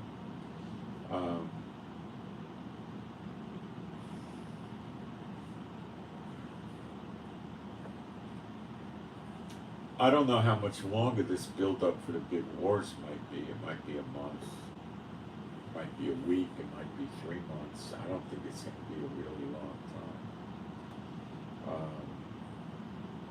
It's growing very, very fast. It's really growing. And again, I'm telling you, this is going to be 4 or 5 times bigger than World War II. World War II barely affected Africa. It didn't affect the Caribbean, Central America, and South America.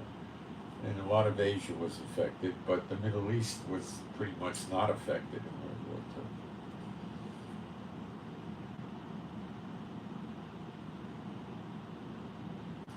The Nazis were running around in Morocco, Algiers, Tunisia, a few places like that, but not very heavily.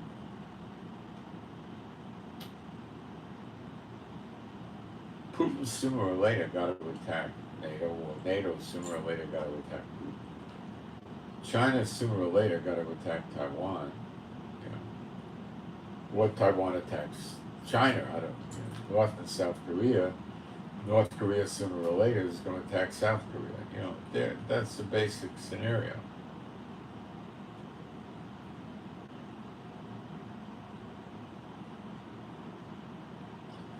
But I believe it's all going to happen in like a chain reaction.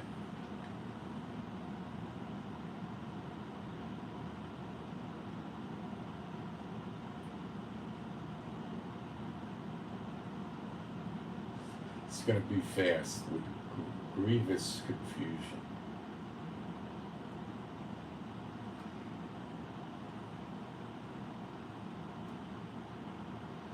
Very, very confusing. And the churches are going to fall apart. At some point, the people are going to wonder where the rapture is. Like, what about the people in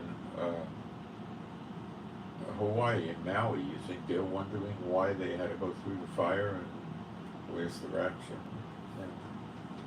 I do. And with the wars, even more so.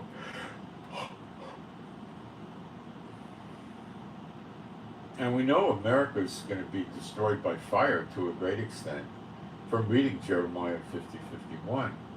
And do I know that these fires in Maui and Oahu and Montana and other parts of America are not the beginning of these fires? No, I do not know that. Do I know that they are the beginning of the fires? No, I do not. Do I think that they are? I'd say I think it's possible that's the beginning.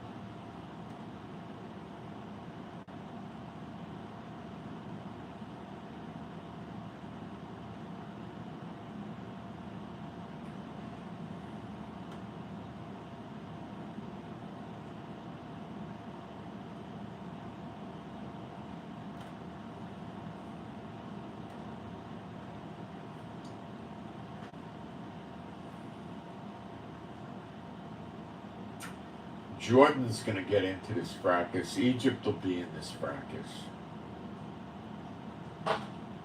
All the greater Israel countries will be in this fracas. They'll turn against Israel. But I don't think they're going to be in the big wars. They're going to get wiped out by when they turn against Israel. I don't think they'll be in the big wars.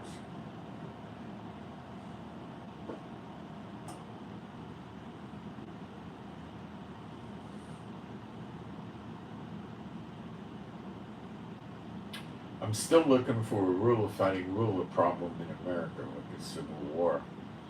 And it'll happen, because the scriptures are telling us that, but I don't know exactly how it'll manifest. But it will, man. It will happen.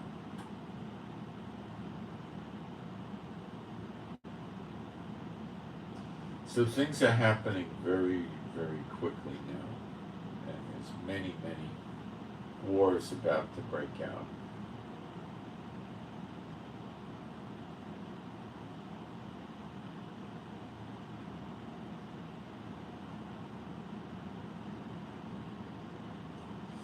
Let's see if my wife is still here, if she left. Give me a second. And then we'll go through the news for today, which is extensive. You know, I got my path blocked by the chief dog. He likes me, likes to sleep next to me. He's my friend.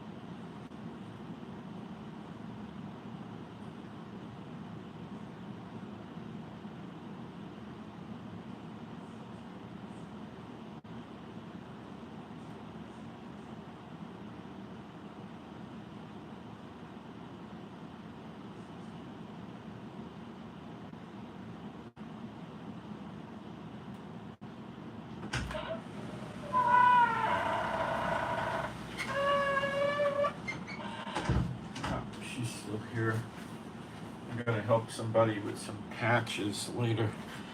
All right.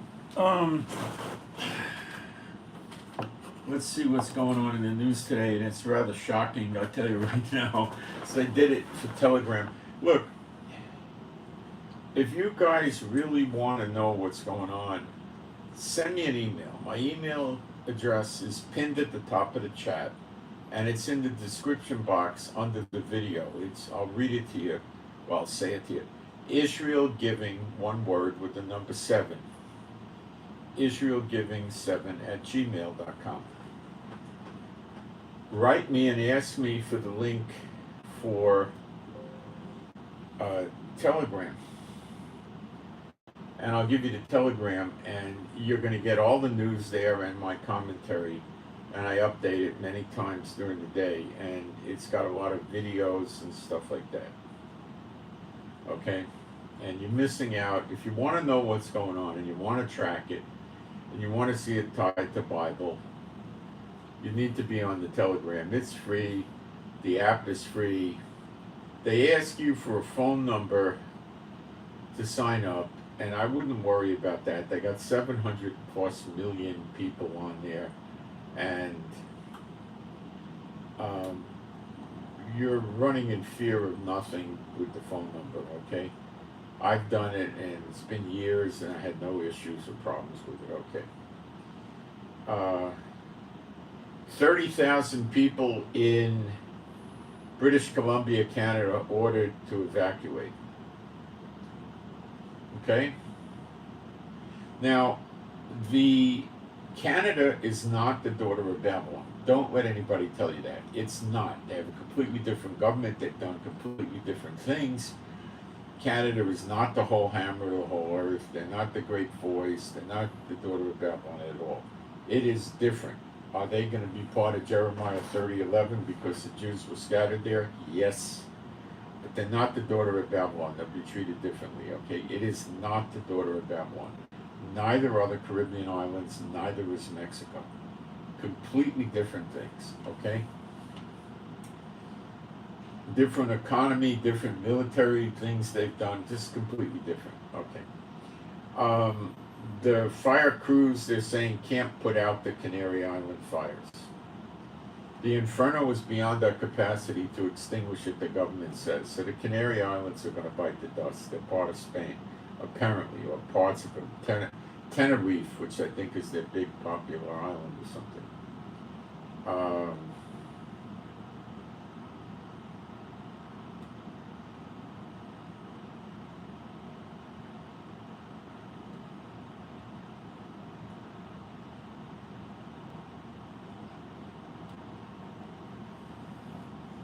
The settlers in Israel are targeting Hawara, that's the city where terrorists are apparently coming out of, and they want to destroy the whole city because it's breeding terrorism. And the government is busting a gut over that.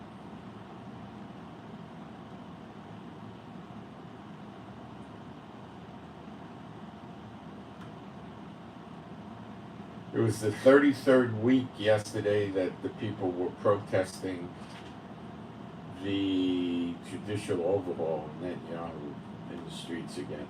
So we can see that peaceful protests have some effect on Netanyahu, but not a lot. It's doing some good, but not enough.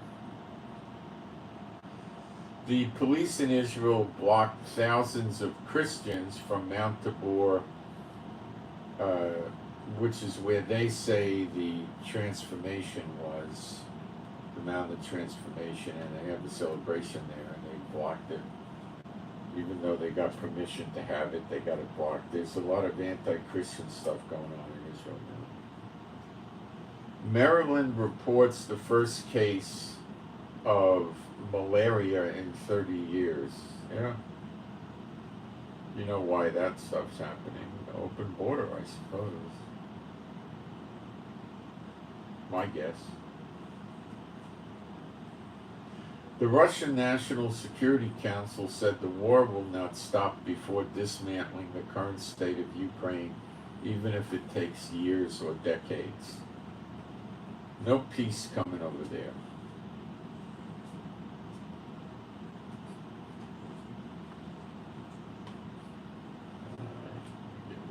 How do I get rid of this? Try this. Having trouble with Telegram. Mali reports coming in that an IL-76 plane with the Wagner troop representative came into Mali, and apparently that's to talk about him Wagner invading Niger. North Korea planning major military provocation in the coming days.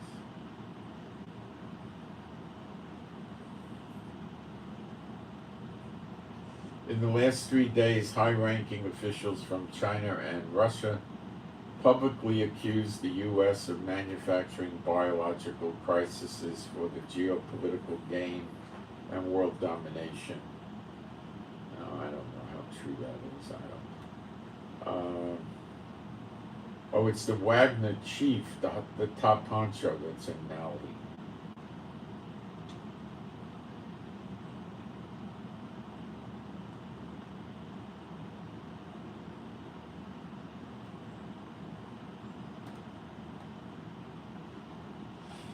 Daniel Ortega, the thinly disguised dictator of Nicaragua, signed a decree allowing the construction of Russia military bases in the country of Nicaragua and deploying cruise missiles. The distance to Washington is 1,800 miles. Nicaragua can access Florida probably at 600 or 800 miles. I don't think that's the purpose of it. But it just shows you Nicaragua is sold out. Yeah. Las Vegas has already begun flooding before Hurricane Hillary reached landfall, I believe, or maybe as soon as it hit landfall. I don't know if it has landfall yet.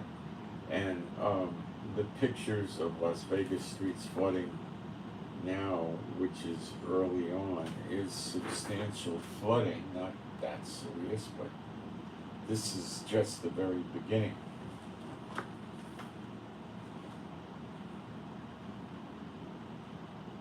I never heard of a hurricane hitting Las Vegas in my lifetime, and I don't think they're prepared for it.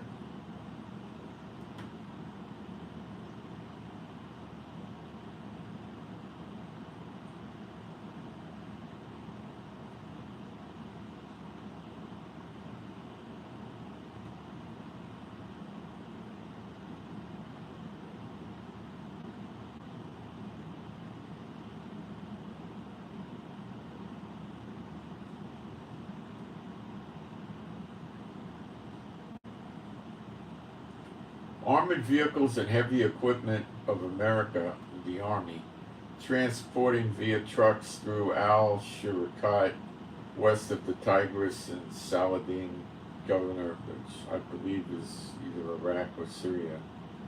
They're setting, American military is moving into the border area, Iraq and Syria heavily. Pretty heavy.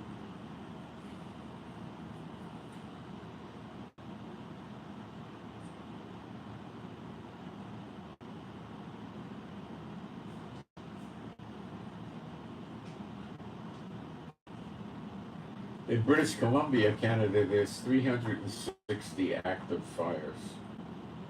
This is incredibly heavy duty.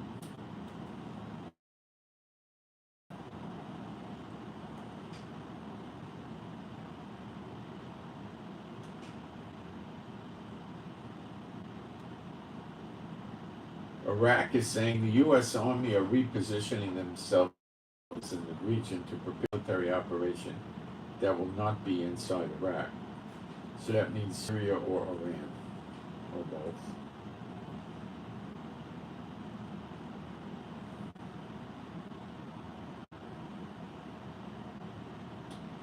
The intel sources saying Washington plans to clean up the border area between Iraq and Syria and carry out attacks against armed groups of different nationalities loyal to Iran. Yeah, it then leaves them in pretty good position to do bad things to Israel. They'll be next door. Iraq and Syria can in no way repel the United States right now. The Gerald Ford aircraft carrier, that's a real big aircraft carrier, moving towards the Suez Canal, likely to go into the Middle East, Mediterranean, or whatever.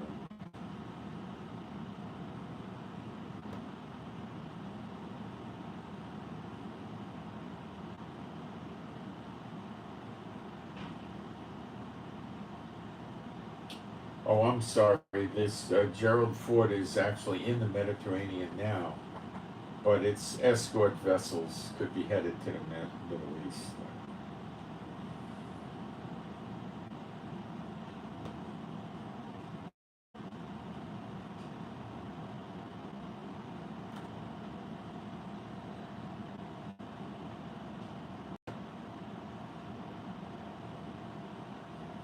The settlers are calling for the Palestinian town of Hawara in the West Bank to be wiped off the map. They're wiped off. I guess they mean the map.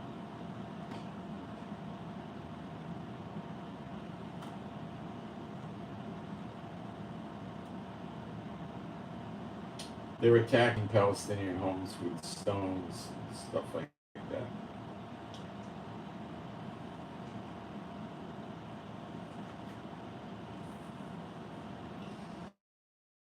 They attacked the Kawandia checkpoint in Jerusalem with an IED device.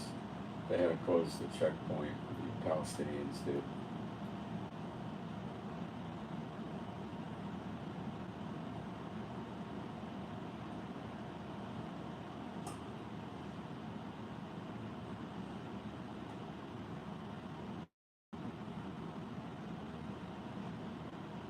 Settlers from Mount Hebron have closed an entrance to a Palestinian village at Time Junction. Settlers are starting to rise up against the people killing them all the time.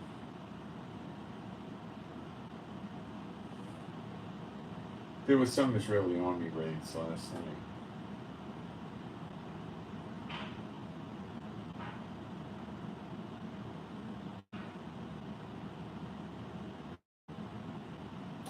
Russia's putting troops on the border with Poland and Ukraine. You see all this stuff going on?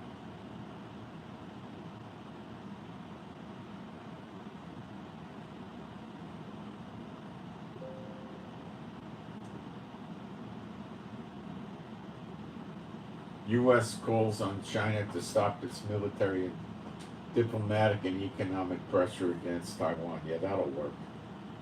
Sure, that was a really intelligent move. That'll have a lot of good. Yeah. Russian military convoy arrives in Belarus for drills on the border with Poland and Ukraine. A train with personnel and equipment, 2 days ago, of the Russian army arrived at the Brest South railway station, according, which I believe is a Belarus thing, maybe, I don't know.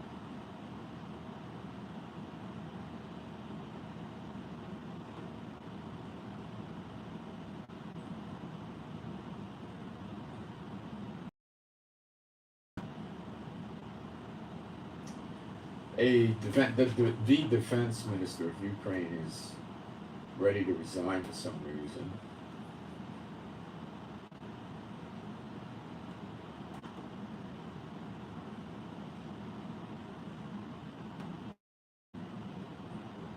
Hurricane Hillary did hit Mexico, and now they're saying it's going to be a big blow to Death Valley. That's in America. The hurricane is reduced to a Category 2, last I checked, but that's the wind speed. That's based on wind speed. It could still carry a lot of water. Here's Santa Rosa or Santa Rosita, Mexico, the flood from Hurricane Hillary. Pretty serious floods.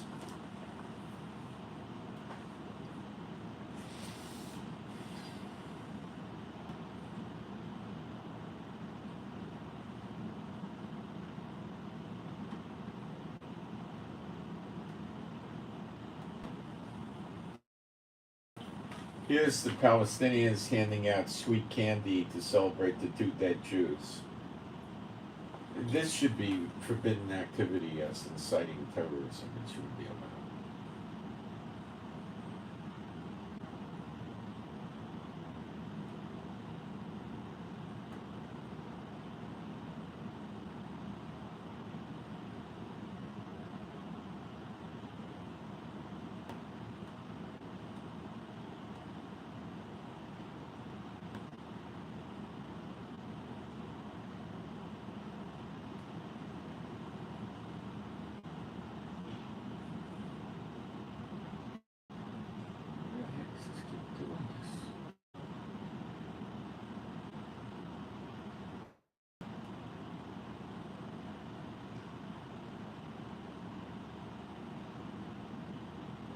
Shanghai is in really bad erosion.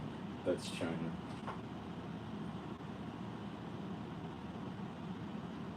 Alexandria, Greece has a big fire. It's a forest fire now in Greece. See? Continuing whirlwind. Well, this is the furnace of the Lord, I guess. Santa Rosalia in Mexico. Not Santa Rosita, Santa Rosalia. Pretty substantial flood.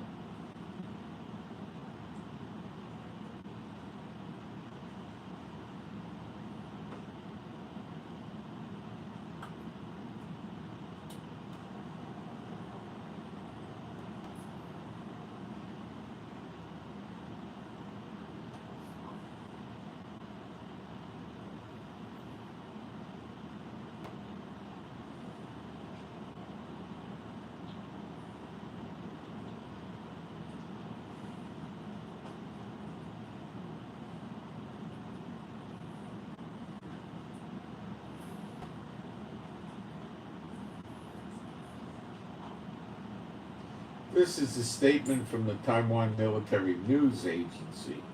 The Eastern Theater Command of the Communist Party of China is conducting military exercises in the sea and airspace around Taiwan.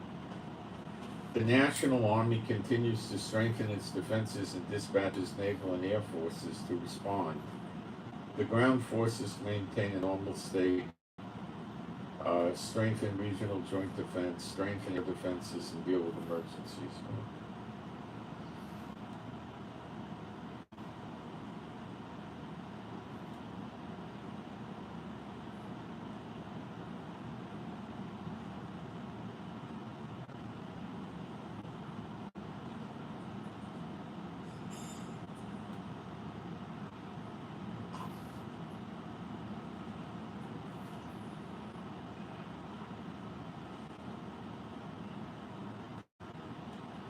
Hillary did make landfall, by the way.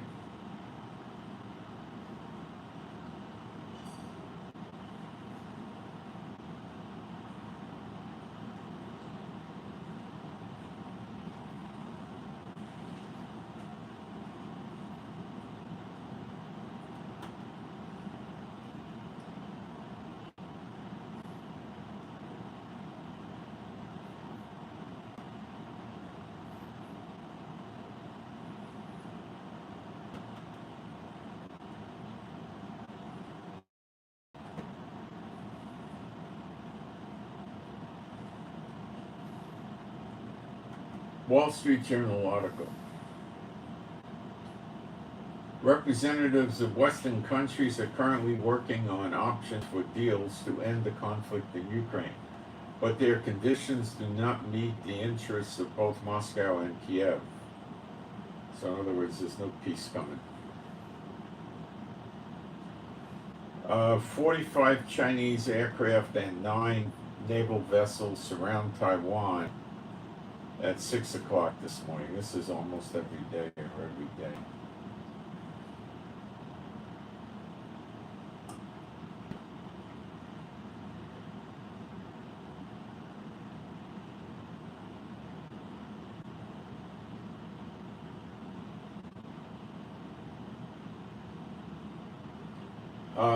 The drone that did get shot down in Gaza was headed towards southern Israel. It got shot down over Gaza.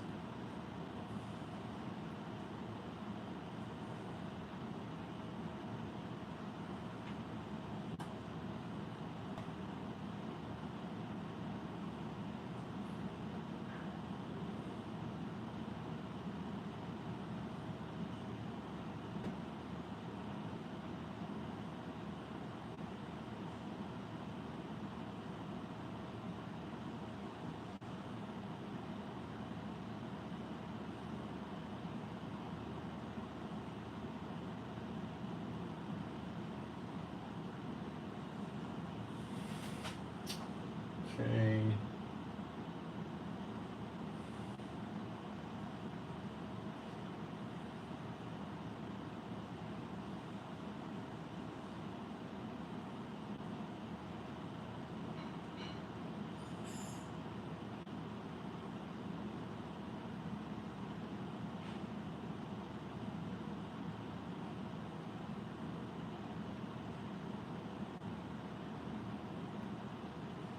So you could see how much stuff is going on, and it's growing by the hour, not by the day, by the hour. And it just keeps getting bigger and bigger and bigger, and it's going to go. And the people need to understand Zechariah 12 has not happened yet. And the two governors that burn the enemies of Israel up when they lay siege to it on the right hand and the left hand are, well, who do you know has fire coming out of their mouth? It's the two witnesses. And you got to understand Jeremiah 30, which speaks of the birth pangs and the actual travail, the birth, and explains to us in Jeremiah 30, verse 11, that all the nations that the Lord scattered the Israelites into over time are all going to be destroyed. And the nations are going to be going into captivity. They're not all going to get killed. And these things they're not aware of, yet they're in their own Bible and they have not been fulfilled. And the 2/3 of Israel is going to get cut off in Zechariah 13, verse 8 and 9. And the bad shepherds of Israel, which is the government and the rabbis are in the government, in Ezekiel 34, they all get cut off. And then the two witnesses are running Israel in Zechariah 12, when the big siege is laid against Judah and Jerusalem, and that is Jacob's trouble. That's the day of vengeance, and that's Jacob, great is Jacob's trouble, but he shall be saved out of it. It's not the church tribulation. Okay? You've got to know these things, or you're going to be so confused, not in a year, not in 6 months, maybe in a week.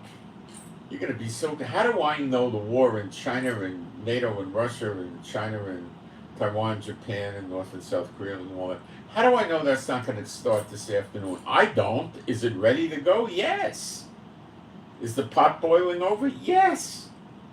I don't know if it's going to happen in months down the road. It might happen in hours. You're going to be bewildered when this stuff goes on. And the churches will fall apart. Because the people are going to be sitting there, well, where's my rapture? Where's my rapture? Yeshua told you when the rapture is coming on the last day, which is after the millennium. And he says it in John 6:39, John 6:40, John 6:44, and John 6:54. All the believers that the Lord gave to Yeshua are going to be raised up on the same day, the last day. Yeshua said it 4 times. Yeshua said it 4 times that everybody gets raised up on the last day. There's no left behind rapture. It doesn't exist. You better learn these things. Go through my channel. You got to go to the section called Live where the videos are. And you'll learn a lot more about this stuff. Go to my website, moishehakon.com. You should be able to find that in the description box, moishehakon.com, or send me an email.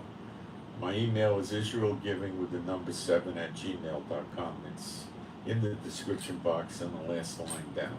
And it's also pinned in the chat. Guys, I'm trying hard to help. I really am. Okay? The safest place to be is Israel, but only for the believers. Okay? The true believers.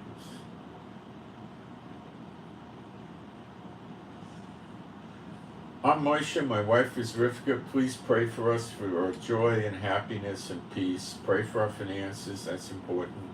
Pray for our health. Pray for our animals and pets to be happy, healthy, and whole and not run away. Pray for better videos. Pray for the peace of Jerusalem. And I'll keep updating you, but don't let me give you the impression that these wars are coming weeks or months later. They very well may be that long, but they very well could start today. All the pieces are in place for it to start today in Europe and the Pacific, Asia. Could start today.